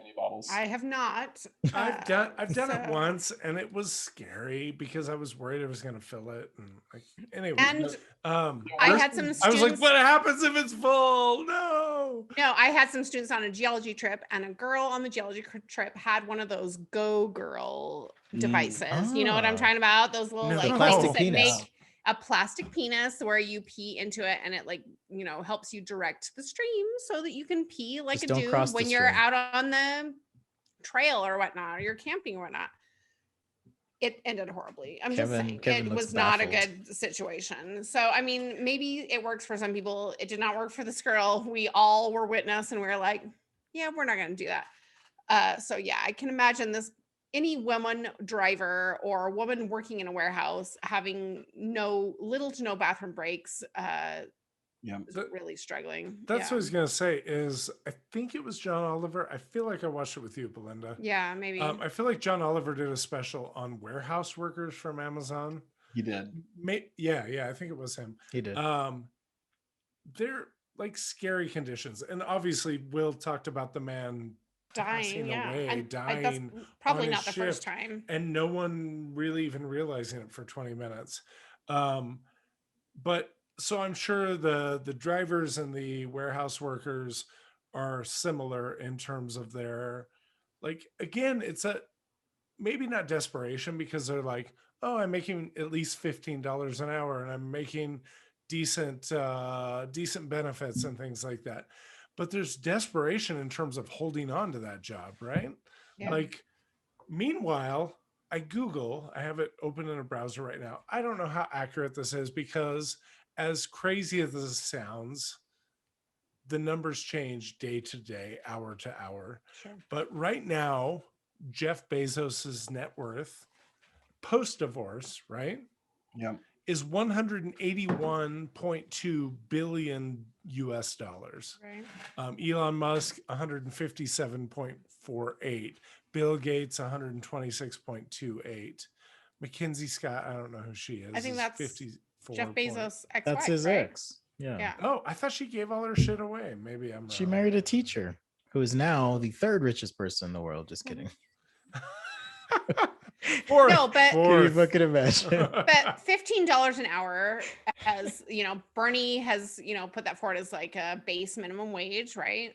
Minimum wage. It's a livable wage in some places, but it's not in others. And Utah is one of those places. It's not a livable wage in Salt Lake City, Utah. Maybe in Tabiona, Utah, but not Salt Lake City. Maybe Utah, not even there. Or even like Lehigh, Utah. Yeah. Like, cost of living in Utah is ridiculous, and we know this because house prices and all these things. Like, yes, you can't live on $15 an hour on a single income. The fight for 15 is the compromise. Yeah, $15 an hour is the compromise. It's not saying like $15 and then we're going to compromise at 13. No. If minimum wage would have kept up with productivity, it would be closer to $25. Right. So $15 is the very base, but minimum. Yeah, but companies see that and they're like, oh, well, we'll only pay $15. Most companies are not going to pay more than that, like for like, they're not even entry-level jobs. Most of them. Yeah. We could have a whole episode talking about the fight for 15. One of the things I wanted to say when you're talking about Jeff Bezos's net worth, Kevin, is the amount of money. I saw a tweet about this, so it might just be fake, right? But it was on Twitter, so it has to be real. It has to be real. Probably. So the amount of money that Jeff Bezos made during the pandemic, he could pay every single American worker $100,000 of a bonus and have the same amount of money that he As had before. at the start of the pandemic of workers. So not every American. So of all of his employees. Well, just in workers in America. America. So let's say Employees, 100 million times 100,000 would be, I don't even know. I'll calculate that. We were joking about this just this week. Belinda and I were talking about $1 million, like what it's like to spend $1 million. When I was a kid, and even back in the 40s, I guess there was a show before that called Brewster's Millions. Mm-hmm. And the whole concept of the show was some very, very wealthy man left all of his millions and millions and millions of dollars to this person. But the way he was the stipulation was that he had to spend $1 million in a very short period of time, many days, maybe a week, maybe a month. I don't remember. But I remember being like, fuck, I could spend $1 million in a week or a month or whatever. I remember that show. Yeah. But I think because the word billion and million sound so much alike, it's really easy to lose track of the difference between the two. I've seen a couple different versions of this, but like, and I'll try and find it for the show notes. But it's like, what do you call that? Like a graphical representation. Oh, right. That like shows like, you like $1 million versus is. like the net worth of Jeff Bezos. And like, and you scroll to like see, and infinity, it like has all right? these, like has all these checkpoints, and it feels like infinity. It does. Yeah. Like you scroll for minutes, like a long time, just continuous scrolling. So like the reality is, like Will's saying, like even during this 1 year period, basically, like the amount of money that's being like, what's the word for it when you accumulate? Well, you're growing things exponentially, like like the realization of positive growth or positive accumulation of wealth by billionaires doesn't, it's so incomparable to the reality of most Americans. This is what I tell my friends when they're talking about like, oh, do you like invest your money and like that sort of thing. You will never ever get rich off of investing your money or Bitcoin. You're not going to. You may get some more money, but you're not going to get rich. You're not going to become a millionaire like over a short period of time by putting money into Robinhood or cryptocurrency. You will accumulate some money that will probably be more than what you would lose in inflation. But in order to make money, you have to have money. So when you're a billionaire, you can make a lot of money by putting a couple $100,000 in stock into buying stock or Bitcoin. Yeah, you're going to get fucking rich off of that. But if you're only putting a couple $100 or maybe even a couple $1,000, the best case scenario is you're going to end up with a couple tens of thousands of dollars. And that's, you're not going to be rich. You're going to have more money. Yes, but you're not ever going to get rich. Okay, imagine one of us be a billionaire. Imagine one of us had a $1 billion, right? And had the ability, just 1 billion, and had the ability to like give to like any person in our employ, like an unimaginable windfall of money, right? It's who said the $100,000? Will, is that you said, or Kevin? I can't remember. You give $100,000 to each of your employees. Yeah. How much difference would that make in your life, their life? And how good would you feel about yourself to like give that to them, right? $100,000. And why are they not doing this? Like, Belinda, what's the point? I don't understand like why they hold on to this and just gain more and more wealth that they'd never be able to spend in a fucking lifetime. So we need to wrap. I know. Because if you guys can't tell, guns trigger me and wealth inequality trigger me. I'm sorry, I've been dominating the conversation, but this is why I think being a billionaire makes you inherently an evil person. If you're able to hold on and hoard that amount of wealth, you are a bad person. I'm sorry. Any billionaires watching this show, fuck you. Seriously. They all do. You know that, right? Yeah. Like they all do. Yeah. And Bernie Sanders too. Yeah. But... We love you, Bernie. You're not you're not that Bernie. bad. You have a couple $1 million. Good for you, man. You wrote a good book. Yeah. And with that, we should wrap. So we should definitely wrap. We should wrap by starting with fuck Jeff Bezos. Fuck Jeff Bezos. Did any of you guys ever hear Mormon rap? Do you remember that song? Oh, Mormon rap. It's a Mormon rap. No, oh, God. thank God. Brothers and sisters, listen to me. I'm talking to you religiously. My Mormon rap will make you see. I'm as funky as Donnie and Marie. Don't ask me how I remember all this. You fucking remember all the lyrics. It's a Mormon rap. It's from the 80s, I think. It sounds awful. I'll have to find it. We'll have to put it in there. It's like the same time period as what was his name? Fucking Jim McMahon. He was never Mormon, as far as I know. He was Catholic, I think, and not practicing. But he played at BYU, and they did the Super Bowl shuffle. The Super Bowl shuffle. Bears. And it was the exact same time period. So I'm convinced it's like they're like, oh, if Jim McMahon can do this, we can do a Mormon version of this. Yeah, good I was in a business meeting and they asked the question of the meeting was, what was your superpower? And everybody gave, very business oriented superpowers. And they were like, what's your superpower? And I was like, rapping. And they're like, what kind? And I was like, both. I'm good at both sorts of rapping. Rapping gifts and spitting bars. I rap gifts and I spit bars. It's absolutely it's true. Belinda does an awesome backseat freestyle by Kendrick Lamar. I'll just say. And Bombs Over Baghdad. And Spencer and I have done Bombs Over Baghdad. Yeah, it's great. Karaoke, absolutely. We need to get back to that. So definitely give us a follow. We're at Thirst Pod on Twitter, Thirst Impressions Podcast on the Instagram. If you prefer a website, actually, you should check out the website. We have recipes. Kevin's been killing it with the show notes. So if you want to check out pictures, references, links, all that stuff, hit up thirstimpressions.show, www.thirstimpressions.show.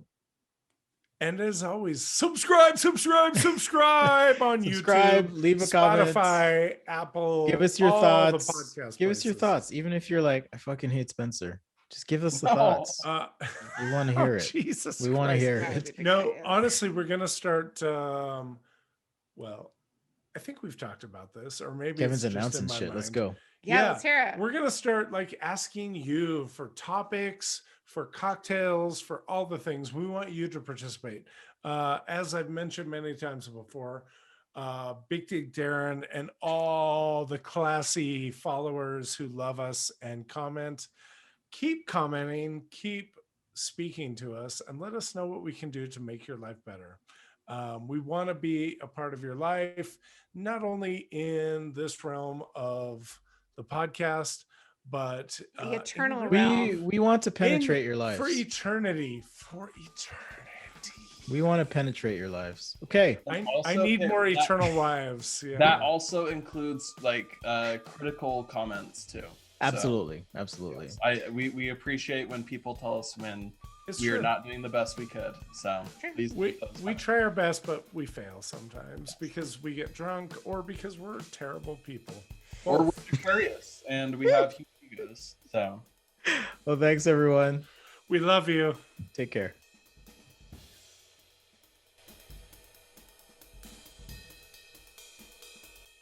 P.S. Some wet ass pussy. We want to penetrate your lives. Yeah, we should teach kindergartners to arm themselves. It's weird as shit, but amazing. Don't watch it with your children. The woman who gives him her pubes in the art studio. I'm not gonna stick my finger in your asshole. Yeah. Good Lord. Hope you kept that. Free weed. Oh, that was somebody else. Shit. This will be slightly uncomfortable, but I should start sending you a good night text, Spencer. I take care of myself. Yeah. Man, that it was the rum episode, man. That was rough. That was fucking rough. The Moscow Mule episode.